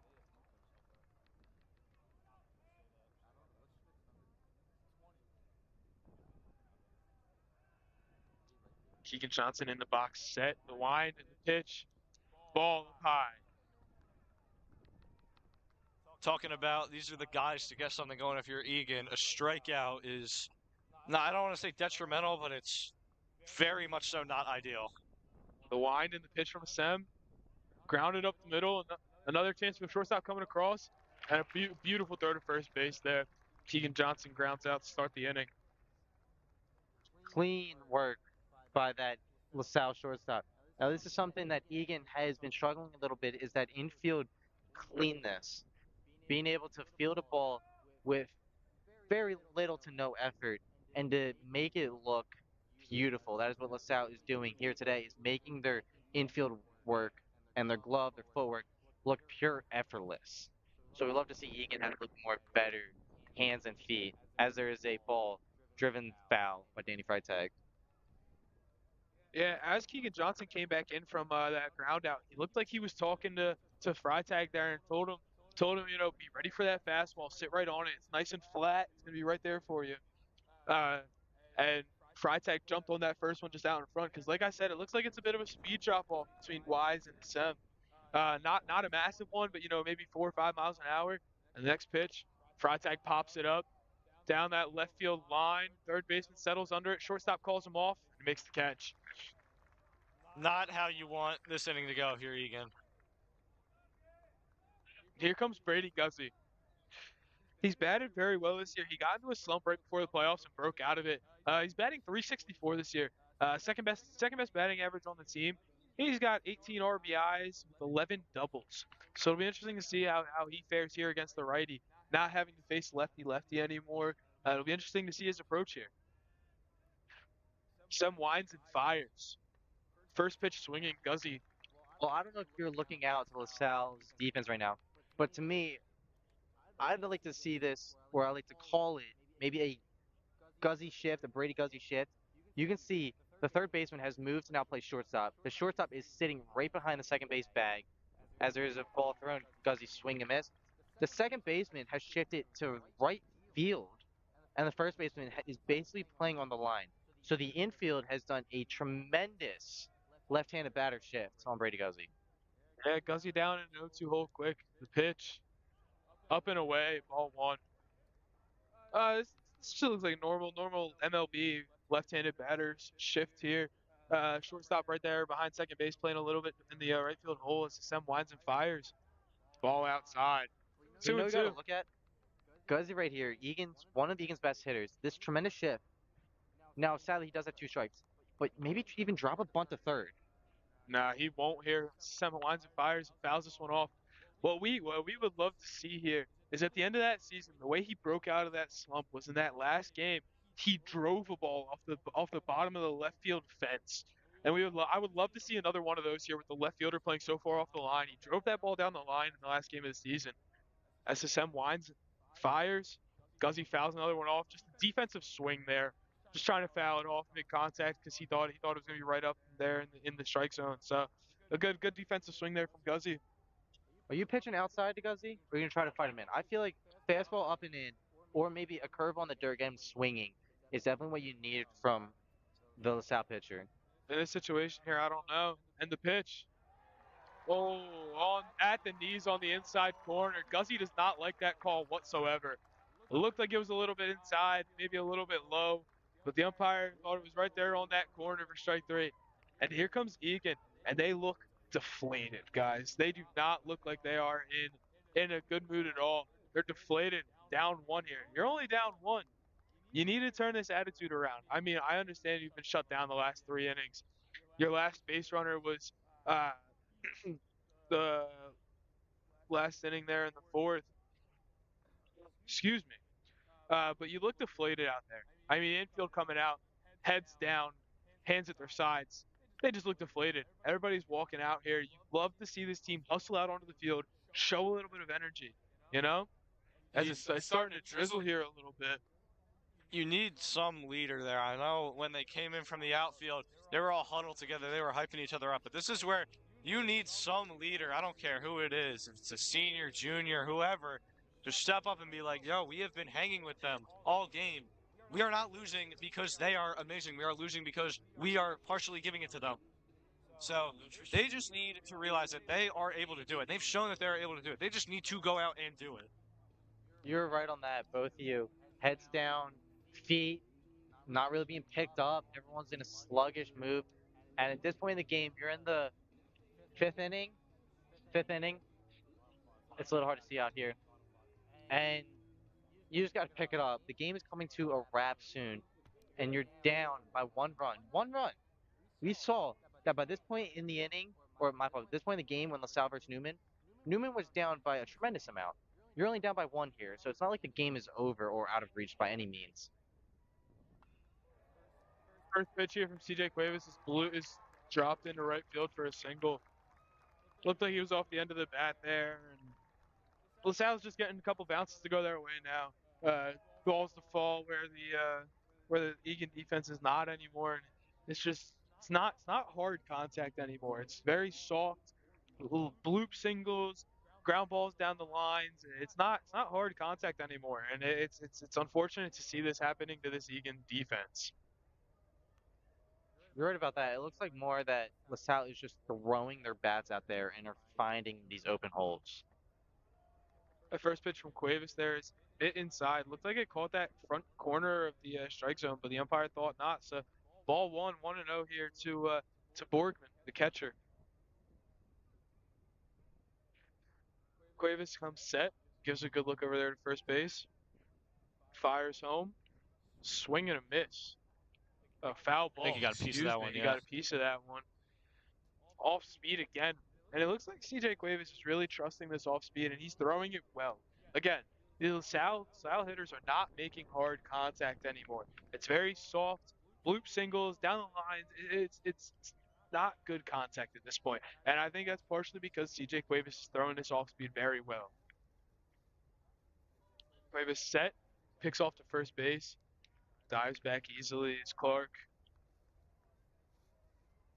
Right about that. I think one important thing about throwing these all-speed pitches is that you're trying to get double plays. I know you're getting a LaSalle has gotten a man on base every single inning, and you have to get these double plays going. So throwing these curveballs, these sliders, these changeups, maybe getting rollovers, it's just better for the idea of turning two.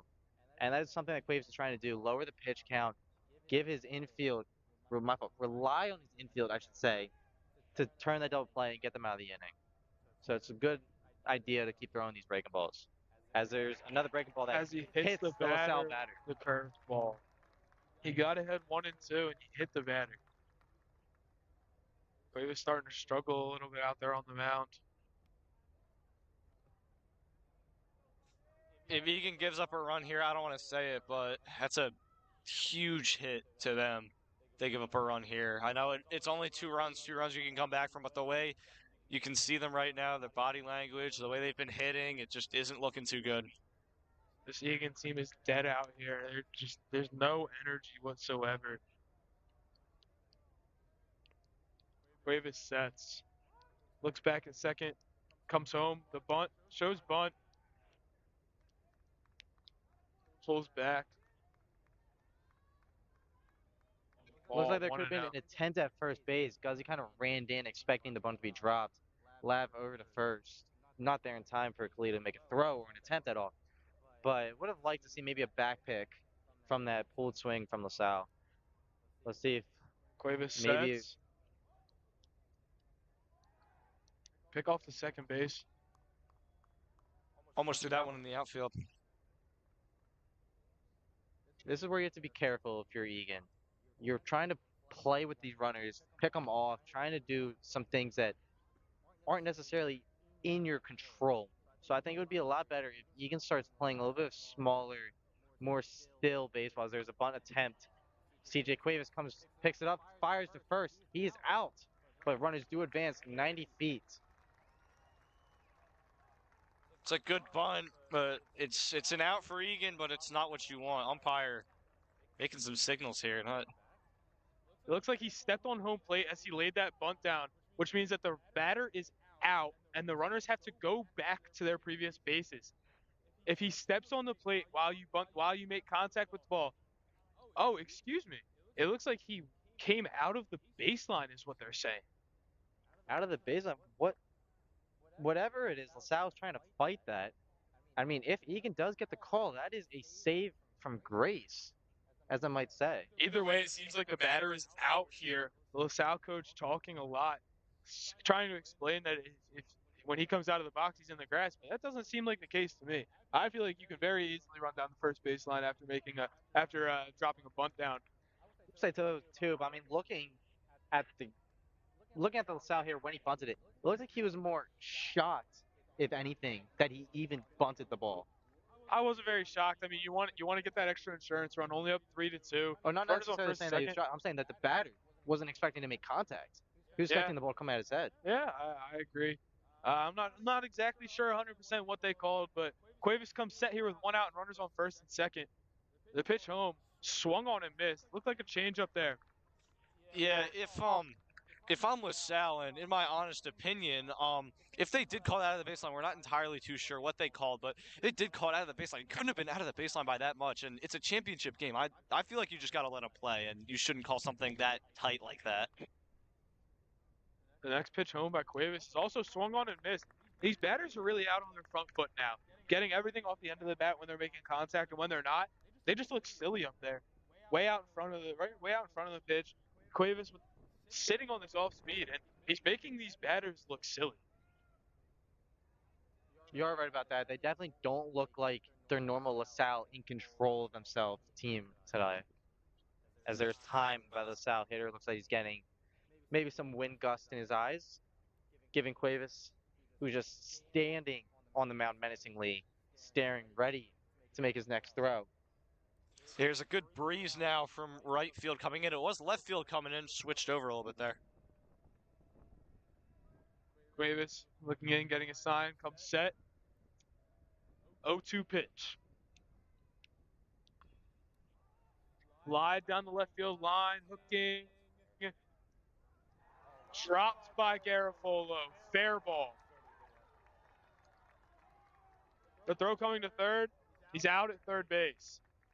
That ball was landing fair to begin with, so he had to get over there, but that was a huge distance to run by Garofolo, and he almost overran it. I feel like the wind probably played some sort of factor there, but it's just unfortunate. Yes, feeling out here the breeze, as we are not inside as we normally do, we get to feel the beauty of nature with us today. The breeze is definitely blowing to the right, which my fault, that ball, when it's hit high up in the air, looks like he was going to go and land foul. And Garofalo also thought he was going to go foul, so it looks like he slowed up a bit, and the ball tailed back in on him, going behind as he overshot it. So would have liked him to have a little bit more eye control over where the ball is going to land, rather than purely just guessing. Runner on second with 2 outs here for Cuevas. Cuevas winds and fires.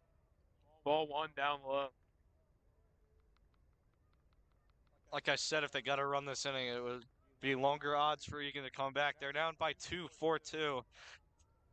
That body language, I'm not sure, but maybe they got one last burst in them. Cuevas comes set, looks back at second base. Fires home, the runner's on the move.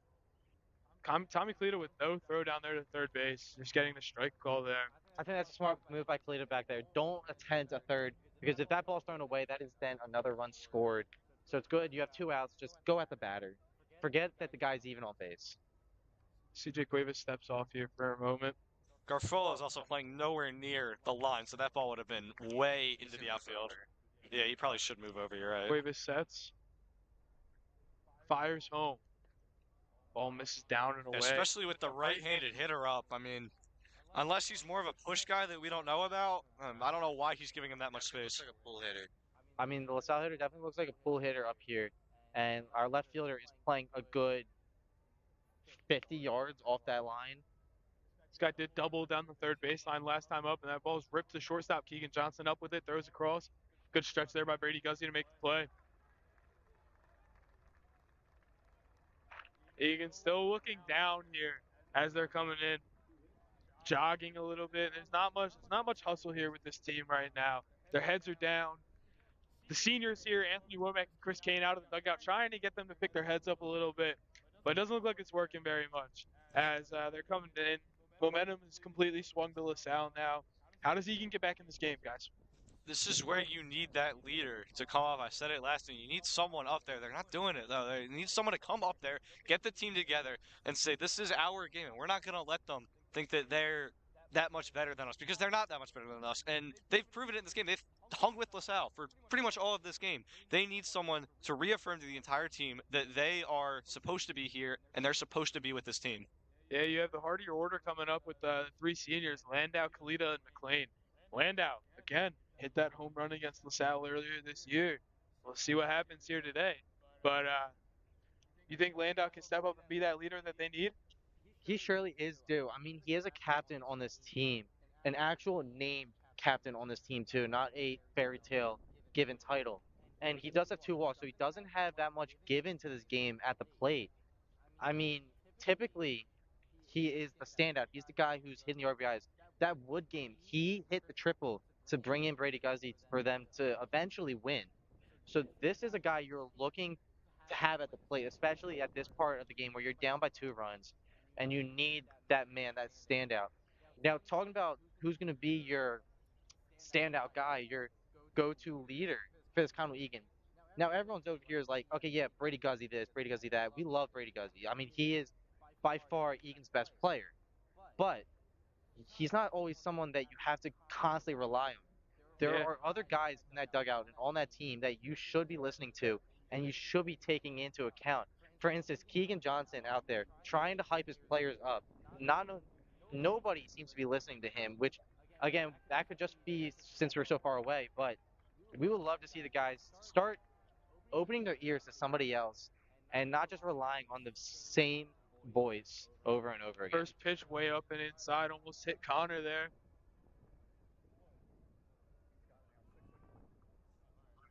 This pitch to Landau, he did not go around.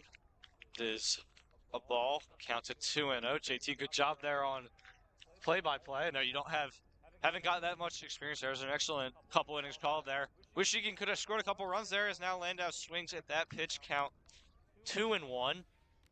Yeah, like I said, this Egan team seems to be way out in front of his sem here. They seem to be way out on their front foot against this guy. 2-1. Hopped foul almost by us. And yes, Sean, you're right. There's two guys doing some drills there, not throwing yet, but there's two guys over in that bullpen behind us. I can't really see anything in the outfield bullpen with that wall, but Landau's got that count 2-2. Let's see if you can get on here. Here's the pitch. Drives it left. It's going to drift foul. Looked like it would stay in play, but it's over the fence and out. Staying alive, 2-2. See if Egan can get back to that thing that they were doing earlier in the game, which is making the pitchers work and just making the pitchers work and throw a lot of pitches because the waiting game seemed to benefit them earlier. They got 2 runs in the first 2 innings. Nothing really since. Only 4 hits for Egan, 9 hits for LaSalle. As it seems set with the 2-2. Landau drives it to left, the left fielder right there. And good contact, but it's right at someone. Unlucky, Conor Landau. I know we've seen him a lot this year, putting that single to left field, driving it over the infield and having it land. Now, it looks like LaSalle has adopted Conwell Egan's no single defense, and they are playing shallow. So that line drive hit that typically falls for Landau was caught here today, and that is unfortunate for him. Yeah, it was a beautiful barrel there from Landau. Now Kalito watches an off-speed In there for strike one, count 0-1. Looked a little bit low to me. The 0-1. It's grounded foul down the third base line. So quickly 0-2, and what Hassim is doing that Weiss wasn't is getting in front of hitters. It's already 0-2. Whereas with Weiss, it was going 3-0, 3-1, as that pitch is right down the middle for a called strike three.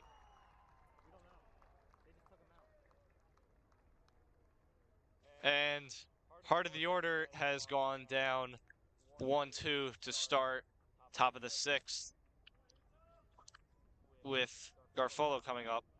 Yeah, I mean, we saw it against Wood. Jake McLean can be that leader. He's worked that walk against the big lefty from Wood, and he got that dugout really hyped up, and they went on to score 3 runs that inning. So we'll see if Jake McLean can do it again here today. Shoots one foul into that big building to the right. Now, I got to ask. Momentum has shifted to LaSalle's side by far. Egan is down not in the dumps necessarily, as there is a bloop to second base. Second baseman comes up, grabs it, fires a first, and that ends the inning. Now, as I was saying, there has been a big shift in momentum from Conwell Egan at the start of the game to LaSalle now. Do we think this was determined to happen, as LaSalle has been here before? They have been in the championship before. They know what it's like to play in this type of scenario and this situation. Egan is brand new to this. So it looks like they kind of used all the momentum in the first inning. And then once it's gone away, they're trying to figure out how to find it back. While LaSalle already knows what it's like to be down in this situation and then to come back and even maintain that feeling. So is this something that was expected? I personally think that this was something that was bound to happen at some point, but I truly thought that Egan would be able to come back and grab that momentum back. This is a team that's fought all year. They fell behind to Wood. They fell behind to Newman earlier this season and came back and won that game. This is a team that's fought from behind so a lot this year, and I believe that they can do that still. With this seventh inning coming up, you've got the bottom of your order coming up. Yes, I get that. But the bottom of this order can be powerful. I mean, you have Cuevas. He can put a ball out easily. He has to make contact with it, but he can put that ball way out of here. Garofolo, he can rip that ball in the gap. I saw him and Cuevas working out together just this past Wednesday night.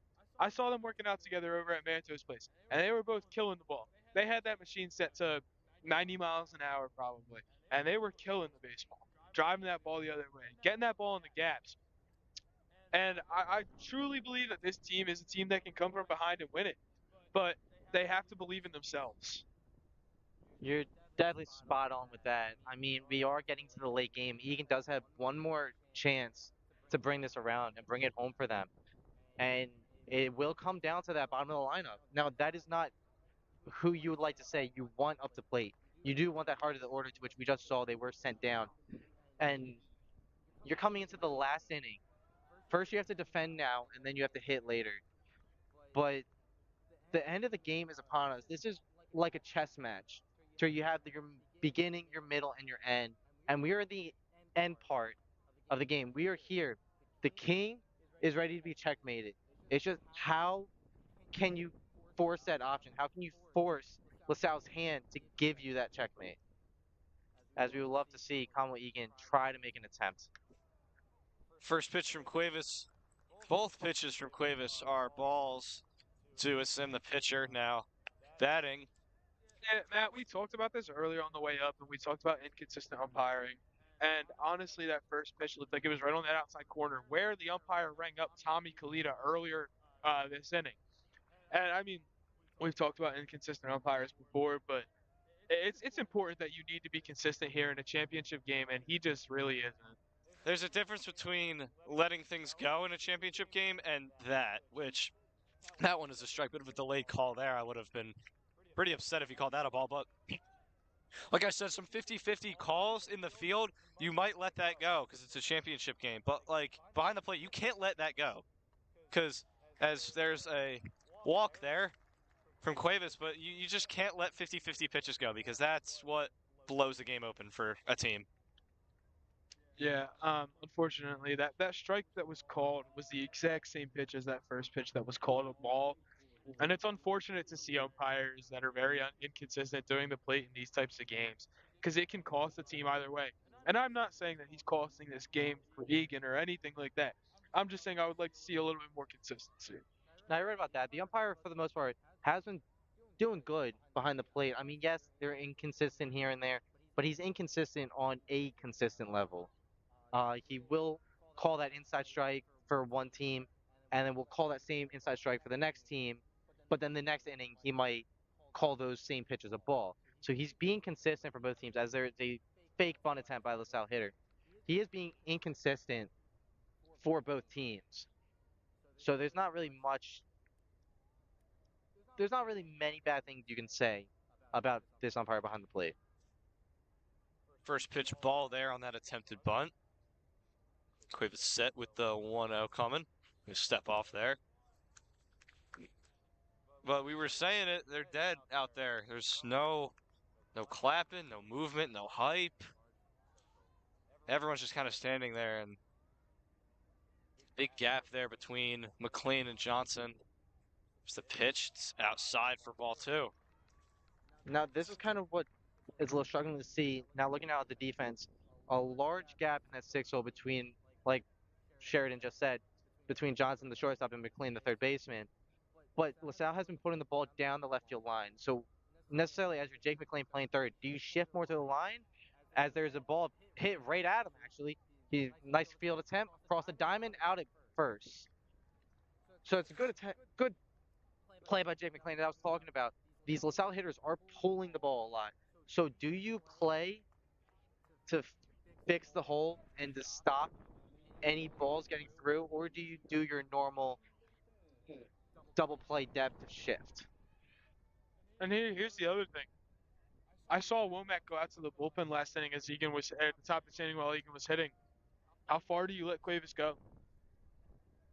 I'd give him I'd give him a good amount. I mean, there is a big drop off between Cuevas and Womack in the eyes of LaSalle.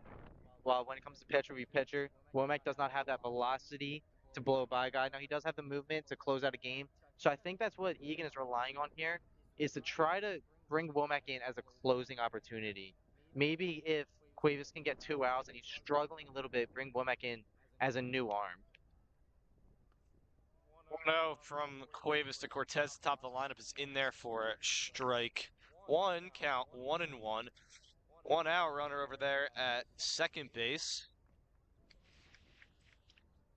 If LaSalle gets another run here, I'd go so far to say it might be over for Egan, but who knows? There have been some crazy late inning, fourth quarter, third period comebacks in sports. You never know what a team has in store as that pitch did not go around. I Count wouldn't say two and too one. much about a defeat just yet, Matt. I know you're saying maybe if they score another, but hey, it's sports. You never know what's going to happen in a game. Anything could happen. We have seen huge comebacks late in games. So as there's a ball driven foul, as Jake McLean picks it up foul. Just barely fouled, too. Was right on that line by the bag. A name we haven't said today yet that we saw warming up when we first got here.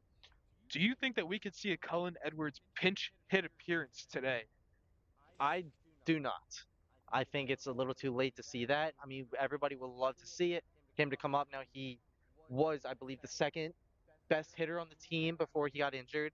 So that would be great. But I think it's too much of a rough situation to bring him into, especially off of injury. And I think they want to keep him healthy for states because this is not their last game. If they lose here today, they are still in states. They are still playing next week and still practicing. As there's a ball driven left, deep under at Garfolo, coming in, making the catch, and there is two away. No throw over there to third. Or no attempt to run over there to third. Good throw to third by Garfolo to keep the runner there. And here comes Manto. He's going to pull Cuevas. As I was saying, it looks like Here two comes outs. Womack. Anthony Womack, the senior, coming back from Tommy John this year, is looking to come in and close out this LaSalle team. Now, Now, this won't be the last time LaSalle hits if Egan can find a way to lead again, so it won't be necessarily actual close. But he is bringing him in to close the inning, maybe keep LaSalle on base, and to keep them from gaining any more momentum. Yeah, I mean, I see as I was mentioning earlier, I could see a Cullen Edwards pinch hit appearance here today, because as we said, he's back from injury. We saw him taking reps in the field pregame, and I think that's more where they were concerned with him returning today was in the field with that ankle just coming back off that injury, with the ankle being twisted at our home field at the shortstop position this year. Um, I could see a Cullen Edwards pinch hit maybe for Laverty who's 0 for 2 today, maybe for Garofolo who's 0 for 1 today. We'll have to see what happens. But I could see Cullen Edwards getting an at bat here today. Yeah, I mean, for someone in the bottom of the lineup, like you said, I mean, bringing someone with that higher batting average to get on, and then if you get one guy on, as long as you don't get doubled off, you bring up the top of the order, who we all know can do some really good things at the plate. So at this point in a championship game, you got to do something different up the lineup because you're down by two. You only have 4 hits. You haven't really done anything since the second inning. You got to change something, and he might be that change that they need. You're surely right about that, Matt, as you are saying this is the big change you need, and Colin Edwards could be that man to do it. I mean, we are searching for that man to do it. Still, nobody has stepped up. Nobody has wanted to take the spotlight, which is surprising. As a high school athlete, don't you think you want to take that spotlight? Necessarily not doing it in the field, but doing it in your own dugout, trying to be the leader that people did not expect. And I think that's what they need here right now, as the inning is on the way, and Anthony Womack is being checked, making sure he's all good against, I believe this is Caden Schmidt up the bat, It is LaSalle's it is Caden best Schmidt. hitter. Yeah, but he is 0 for 3 today. He's 0 for 3 today.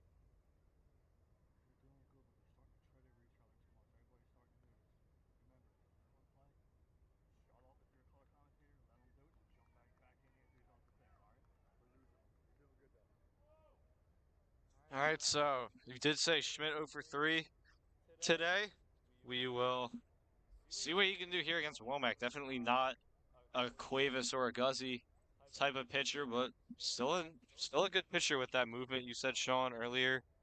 Let's see what we can do. There's a bit of a delay umpire going over to Egan's dugout, but it's just dead everywhere. LaSalle's bench is hyped up. They're moving around on their bench. Egan just kind of sitting out there in the field. McLean down at third base. Infielders just kind of standing there. Outfielders not doing much. I want to see someone clapping their hands, getting some energy going.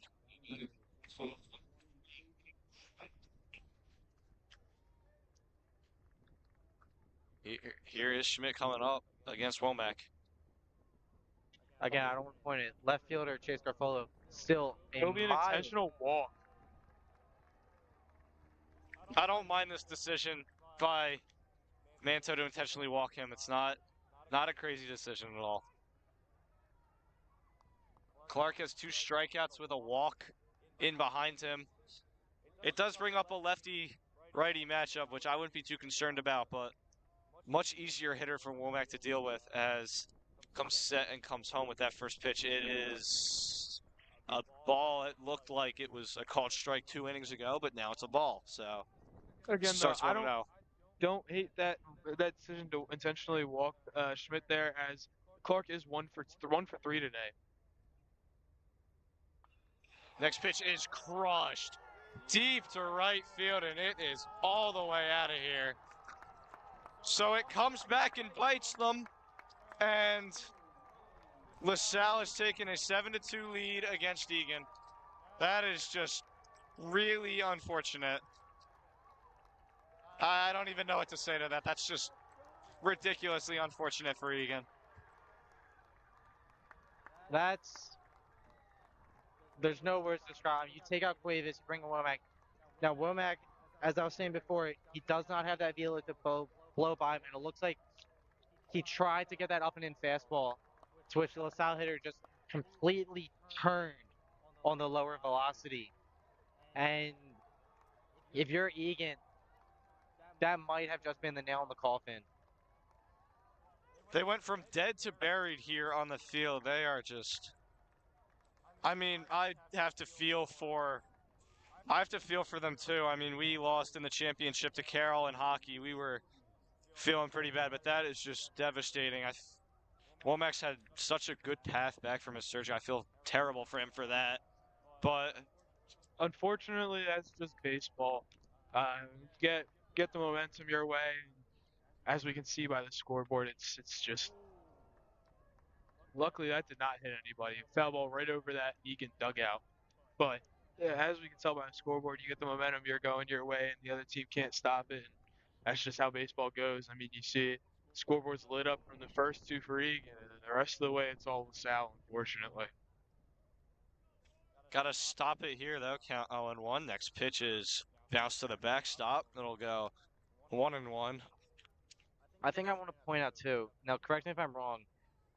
I think this is Anthony Womack's first time pitching in the playoffs. It is. This is Womack's first playoff appearance. So to bring him with this high, When one is turned into left center, it'll be dropped by Garfolo off the glove. It's going to roll to center field. Landau looking to get it in quickly, but it won't matter. It's another base hit. It's another double. Another extra base hit for LaSalle, and they are just absolutely rolling, and it looks like this is going to be it for Womack. that is that's again no words to describe it as Anthony Womack is pulled after two batters. Cullen Edwards is coming onto the field here. Like I said, he's coming back from injury. It looks like he's going to go out and play shortstop, and Keegan Johnson's going to come into pitch here. That's that's baseball that we see. I mean, we said it. Anthony Womack, as we were saying, Anthony Womack's first time pitching in this PCL playoffs. It was mainly Guzzi and Cuevas going between games, going between innings, and you're putting the kid in this spot to where you're down by 2 runs. The end of the game is near, and you're bringing him in with very little to zero playoff experience, not having pitched in an actual game in a while, probably just scrimmages, and you're expecting him to be a standout, be a stud to close this game. And that's just not what happened. So that is an unfortunate turn of events for Anthony Womack. Would have loved to see a better outcome. And it's just heartbreaking to see. Don't know what the coaches were thinking of doing this. If I was there, I'd probably have let Guzzi go a little bit more, let Cuevas go a little bit more, instead of trying to get through your bullpen, I'd say. So this is just very unfortunate for Conwell Egan. And at this point, the boys just have to have fun. They've made it this far. The game, yes, is not over, and there still is another inning of baseball to play, but at this point, they should just be having fun with themselves. Just be out there, be high school kids. This opportunity to be in the championship does not come around often for a team like this, and you might not see them here again for another couple of years.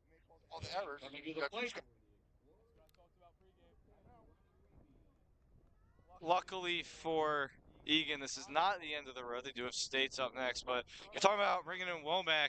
You look at the numbers. He's a 6 ERA. Sal Ruda has a 2 ERA, I'm pretty sure. I would have maybe seen someone else come if you are going to make that pitching change, but now we got shortstop Keegan Johnson trying to throw as that ball goes to the backstop. Runner will go from second to third, and yeah, this is barring an enormous comeback from Egan. This is going to be really detrimental. I mean, could see Womack walk into the dugout. He is not happy at all with himself. And how can you be in this situation as next pitch is upstairs 2-0 for a game where Egan came out firing. They got that triple, got the run home. We're up 2-0.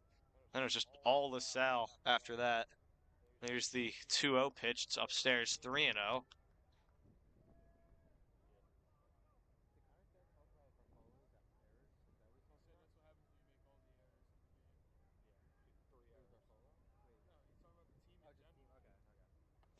This pitch, it is in there for strike one. Yeah, this is heartbreaking for this squad. They had all the potential in the world, and as I was talking, I was talking to my really close friend Connor Landau after that Wood game. As this ball's grounded to third, Sharply, bobbled by Jake McLean, the throw over to first, still in time. Good stretch over there by Good Guzzi stretch by too. Guzzi. Looks Looks like he pulled oh a hamstring. no. This isn't good. Guzzi went to do the stretch to catch it and looked like on the field he just slipped his feet together, slipped his feet out. He is oh no, he's limping back to the dugout. That is not good. Hopefully it's just a little thing. Yeah, he is holding his hamstring. Hopefully that's just a little overstretch he can just get off, but But that pretty much summarizes the day for Egan. as I was saying, talking to my close friend Connor Landau, I told him, I mean, this was theirs for the taking. This game was theirs for the taking. They just had to play clean baseball, and as we can see by the scoreboard, they have not played clean baseball here today. And it's unfortunate because if those errors don't happen, the momentum might not flip because that first run is an unearned run caused by two errors by third baseman Gavin Hartley. And uh, the second one was the first earned run that we had given up to LaSalle all season. So if those errors don't happen, who's to say that we don't still lead this game 2-0? You are absolutely right about that. Errors have definitely been the change momentum for today, leading from Egan's 2-0 win into the third inning before they started losing momentum and losing chains and time and the whole everything. And you are right in talking about how errors are a big factor, but it's not just that. It's about coming back from those errors that we saw. It's where Egan, normally they're pretty well at coming back from that. Normally they're pretty good at shaking things off, letting things go, getting on to the next batter, the next pitch, the next whatever it is. And this game, again, I still point it out to being a new experience for them to where they were hyped getting to this spot, considered the underdogs of this game. And once those errors have been made, once those first couple runs for LaSalle crossed the board, Egan just couldn't find a way to get back on their feet. And they've just been down on the ground now. And it's rough for Conwell Egan. Hopefully they can find a way to stand back up. Hopefully maybe even put a little bit of fight into this game before it's the end. And so out here having a chat with the home plate umpire currently. All the parents yelling And over these too. LaSalle parents are being very hostile towards the Egan coach Jeff Manto here. Pretty obnoxious here. Your team's up 7-2. You're the top team in the league. I don't know what their problem is. You've had everything go your way today. What more could you want? He's trying to do something for his players here, and you're not going to do anything as a parent in the stands. Yeah, this is very very inappropriate by these LaSalle parents. It's just not professional whatsoever.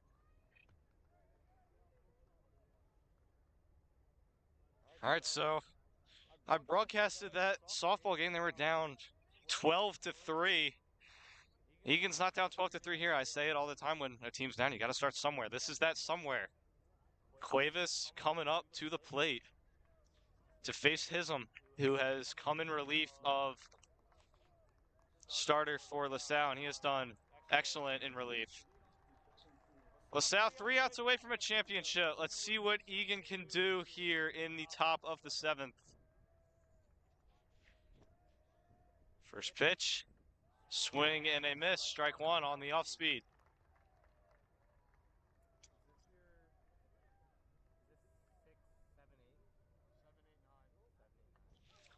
Next pitch is not there for ball one. It'll go to 1-0 on that pitch. I don't know, looked there, but inconsistency again. Count to 1-1. Here's next pitch. That one in that exact same spot, and it's 1-2. Yeah, I mean inconsistency kills ball games. 1-2. Swing and a miss. Strike three.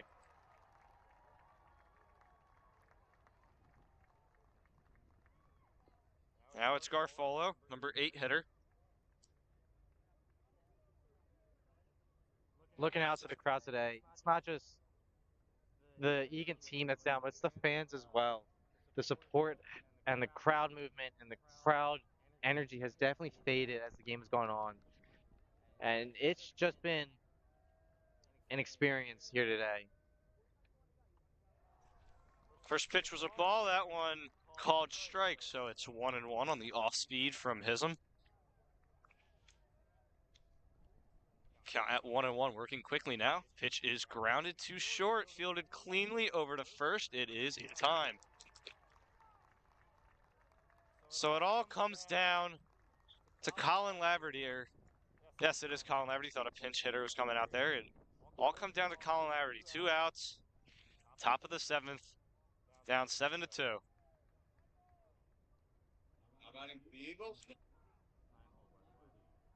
The junior's had a pretty good season, so we'll see. We'll see what he can do. First pitch in ball 1. Just going to show how both sides it is here. That one was, don't know where that missed. The 1-0 is shot in the left field. It's a base hit. Here you go. This is your opportunity now. You got the top of this lineup coming up. Your leaders, the senior Keegan Johnson, the guy who's been trying to keep the team up all day, and he himself came out of the dugout with the bat, with the helmet, with the batting gloves, at the start of this inning, and said, "I'm gonna hit. I'm gonna be the one to turn this around." So let's see what happens here. Looking for that 5-run, 2-out rally on deck. It's a very tall order. Can they do it? Laverty not being held on at all. Here's the first pitch to Keegan. It is served into right field. It's going to fall. He'll go to first, Laverty to third. So runners on the corners, 2 outs. Here's Danny Freitag.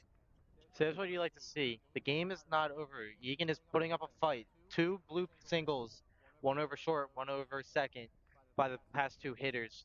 This is what you love to see. Freitag up to the plate. A monster triple the first inning, I may say. So this is definitely a great person you want up to the plate in this scenario. Can he come through again? Here's the pitch. Driven into left, right. It's going to fall in front. It's going to bounce past. 1 run's going to score. It's going to go all the way to the wall. Here comes Keegan. He's going to score. Freitag's going to pull in. And Danny Freitag, another triple. Probably off error. Belly flops into third base. And Egan's not done yet. He's getting up a little slowly. But Egan put up a fight here. 2 runs. 7-4. Great hit by Danny Freitag. Looked like a little bloop liner. As we saw, Connor Landau made the same hit earlier in the game. And the left fielder, this time playing the more no doubles defense, couldn't come up to it. Didn't decide early enough if he wanted to charge in, stay back. Kind of that in-between hop for that left fielder out there for LaSalle. Ate him up, got past him, allowing 2 runs to score and Freitag to have his second triple of the game. Now you see that Egan dugout starting to come to life. Everybody up there on the rail. There's not a person sitting down in either dugout right now. 2 outs here in the 7th. Brady Guzzi comes to the plate. Guzzi has been the life of this team this season. Can he continue? Good to see him hitting after that stretch. Belief is a strong thing. Can Egan carry it? First pitch is low. Ball 1. Dugout getting a little louder now. Again, the Guzzi shift is on play. Do you drop a bunt to third base? This late in the game, nobody is expecting it. Do you do that? Maybe a sacrifice, not a sacrifice bunt, but a bunt to third base. Swing and a miss, strike 1. That would not be a crazy thing to do at all. You got to place it perfectly, but it's very doable. It's the count 1-1. That 3-run homer kills you now. They would have had a tie game here, but what can you do about it now? Next pitch. Fouled back. Now Guzzi's got 2 strikes and he's got to fight with that hamstring. His hamstring is in some serious pain. We can tell just by the way he's swinging and stretching it out between pitches. Yeah, he's holding it now, stepped out of the box, and how to their final strike. It doesn't matter if it's the final out, final strike. This Egan team is not going to quit. This Egan team is going to fight with everything they have left in them, especially Brady Guzzi. 1-2 from Hism to Guzzi. Driven to right, going back to the track at the wall. It's done! Brady Guzzi, a 2-run shot, and it's 7-6. Limping around the bags. Brady Guzzi playing on one leg. And oh my goodness, is this the comeback we've been waiting for? I told you, this game is not over. Egan will put up a fight as the score is now 6-7, and Connor Landau is coming up to the plate. A fight. I'm going to say Egan will not go down like this, and especially from your MVP captain to bring you into this closer than you were before. beautiful 2 outs. May remind you, Egan has 2 outs on them, and they had just put up 4 runs. And this is why Brady Guzzi was the PCL MVP this season. That kid does not quit. He is hurt. He is in a ton of pain, as we can tell. And he just drove that ball 5 feet over the right field fence. He You're was right. Yes. barely running too around the base paths. He was in that much pain. Yeah, definitely from that earlier pull to save probably a picked ball. Beautiful stretch by him, and then to lay that monster home run to right field. The wind is blowing that way, so it's not a surprise that we have seen 2 home runs to right field now. But beautiful hit by him, staying back 2 strikes. I may remind you, that was a win all lose all battle from Guzzi, and he has just kept Conwell Egan alive This right Egan now. team does not say die. As we can see, not a single person sitting down in that dugout still. Your senior captain, Connor Landau, at the plate. Can he come through? First pitch to him is ball one. Kalita in behind him. And I mean, those, I look back on if those first 2 outs really kill you here, as the 1-0 pitch is popped up left side, coming in. It's going to fall! It's going to fall! Miscommunication by the fielders. And it falls in between the shortstop and the left fielder. We thought it was done. LaSalle probably thought it was done too, but runner on first for Tommy Kalita. What can he do? You now have the go-ahead run at home plate in the form of your senior catcher, who has been that backstop for you all season. Tommy Kalita is tied for the is the second most RBIs on this team. He has been phenomenal this year. Can he come through one more time? I say why not? Third base line is open. Here's the pitch. Strike one. There is that inconsistency again. That was not a strike for Egan last inning. It has not been a strike at all so far this inning, and that inconsistency killing ball games. The 0-1 from Hism. Looks to pick off Landau. He gets back. Landau definitely being sure to get back opposed from earlier in the game. Definitely a lot more closer. Now, Kalita is 0 for 2 today at the plate, so we'll love to see him do amazing damage right here. Get his hit of the game. The 0-1 is shot That ball foul. was crushed, guys. Straighten that out by 20 feet, and that is well gone. But down to their final strike again. Guzzi homered on that last final strike. 0-2, 2 outs, top of the 7th. Both dugouts extremely loud here. Egan has put up 4 runs to make it a 7-6 game. Tommy Kalita at the plate. Hism on the mound. 0-2, 2 outs. Here we go. Shot. It's into right field. Landau is going to stop at third, and the hits keep coming for Egan. They're not done. It doesn't matter if you have 2 strikes on them. Egan is not done. I told you, this Egan team will never say die. And I will tell you right now. I'm sorry to cut you off real quick. I just want to point out, Dawn Johnson come out on to first base. Your leading run, fastest on the team, I may say. This is a beautiful game. Absolutely. And you know who that batter is now that has the chance to tie and take the lead in this game? It's Jake McLean. Jake McLean has been down on himself all day ever since that line drive down the first baseline. This would be a great time for him to say, I'm not done. This is my time. I'm going to get it done here. Here is McLean against Hism. Landau on second, Johnson at first. The pitch is low and outside for ball one. Egan is riled up on their dugout right now. If we were looking for a way to bring the momentum back, Egan sure has found it. We were saying how they were searching, looking for this momentum shift. It has come here in the top of the 7th. The 1-0. Outside again. 2-0. Hism is working that outside corner, the very low outside corner. And Egan has been able to drive that ball the other way the entire time. No one in the LaSalle bullpen as well behind us. 2-0. Hism long stretch. Now comes set. 2-0 pitch. Clay drives it foul. That ball was hit well as well. I mean, I don't think it's getting out, but that ball was hit very well. 2-1 now. You To definitely McLean. see that it's a quieter game. The fans are sitting down in anticipation to see what will happen. So this is a sight to see by anything. 2-1. Again, McLean, hit sharply opposite way foul. McLean is hitting the ball very well here this at bat. He's seeing it well. He's driving it well. He's just a little bit late with his timing. And we've seen two, I'm sorry, one hit from McLean here today was that single down the right field line. If we see that again, I think Connor Landau can score. Here we go. 2-2, 2 outs. Hism. Long stretch. Now he's set. Coming home. It is a called strike 3. That is not a strike, and it's that's disgusting. That is absolutely disgusting that your season ends like that because of inconsistent umpiring that has just flipped this game around.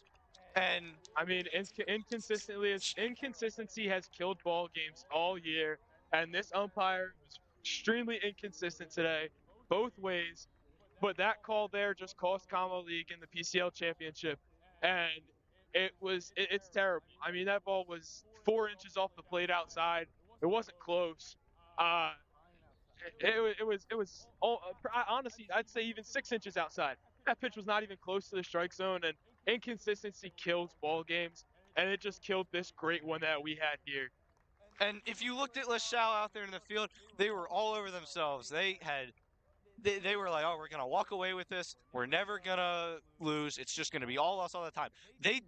I'm going to go as far as to say they did not deserve to win this game. The way they were playing in that 7th inning, that miscommunication, that bad pitching, they did not want it in that 7th inning. They got it because of how much they were up by, but they did not play like the number 1 ranked LaSalle team in that 7th inning. No, I mean, Conwell Egan really fought their way back. This Conwell Egan team never said die. I believe, barring if you take away that 3rd inning today, Conwell Egan wins this game by a landslide. Maybe honestly, yes, the errors that started. If you take away that, I think the biggest disappointment to Conwell Egan's game today was that home run led up by Anthony Womack. That is like devastating. That is what saved LaSalle here today. It wasn't LaSalle's defense. It wasn't LaSalle out hitting Conwell Egan so much. It was the fact of that 3-run home run that sadly gave Egan this devastating loss here today.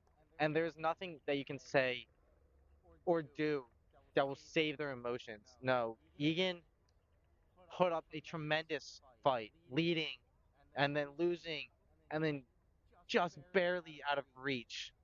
It is, as I want to say, the best game they've played all season. Yes, absolutely. This has been the best game that Conwell Egan played all season, but it'll always come back to that last pitch. That last pitch that was 6 inches off the plate. Inconsistency, as I've said all day, ruins ball games. And we had an amazing ball game here, and that umpire just ruined this ball game. A 2-2 count would have gone to a full count. The runners would have been off, and who knows what happens. Jake McLean puts a ball in the gap. Egan takes the lead. Maybe he hits a ground ball through the 5-6 hole. Egan ties the game. But either way, that call just ruined this ball game. And we had a beautiful game here today. We had a perfect ending. Well, not a perfect ending, but a beautiful 7th inning rally here by the Eagles. And unfortunately, it's how the ball rolls. So I'm going to take the liberty of saying that your player of the game today is Clark from LaSalle, who hit that 3-run home run to inevitably give them the win. And unfortunately, we're going to look back on this game and say, yes, it was ruined by one call. But at the end of the day, take away that 3rd inning and maybe it's a different outcome. So luckily, it is not the end of the road for Egan. They will play in states in a bit. We should have that game broadcasted. I think it will be from Egan. But you can look in the dugout now. I could see Jake McLean especially extremely upset with that. And how can you blame him? I mean, he really had that at bat. He was on the pitches. He drove one foul left side, foul right side. And they were good hit balls. They weren't blue foul balls. And it's going to sting for a while for them. But they they got to move on and they got to focus on that next game. They got to focus on that district game. They can't let this get in the way. If anything, they have to remember this and show them that they are a team that can come back from stuff like this because they are a team and they showed that in the 7th inning that they were almost the better team in that game. This is a team that will go far in the state tournament that we have coming up. This is an Egan team who's going to battle for every inch, especially after this loss. And I see Egan going far in this tournament, possibly winning it all. So we'll see what happens over the next couple days. We will see you guys again June 1st for the state game. Yeah, we're looking forward to broadcasting that one. So for myself, Sean McGovern, JT Ellis, Ed Lar, thank you for joining us for this broadcast. Unfortunately, Egan does drop it 7-6, but they will be back for states and they will put on a show at states. So thank you again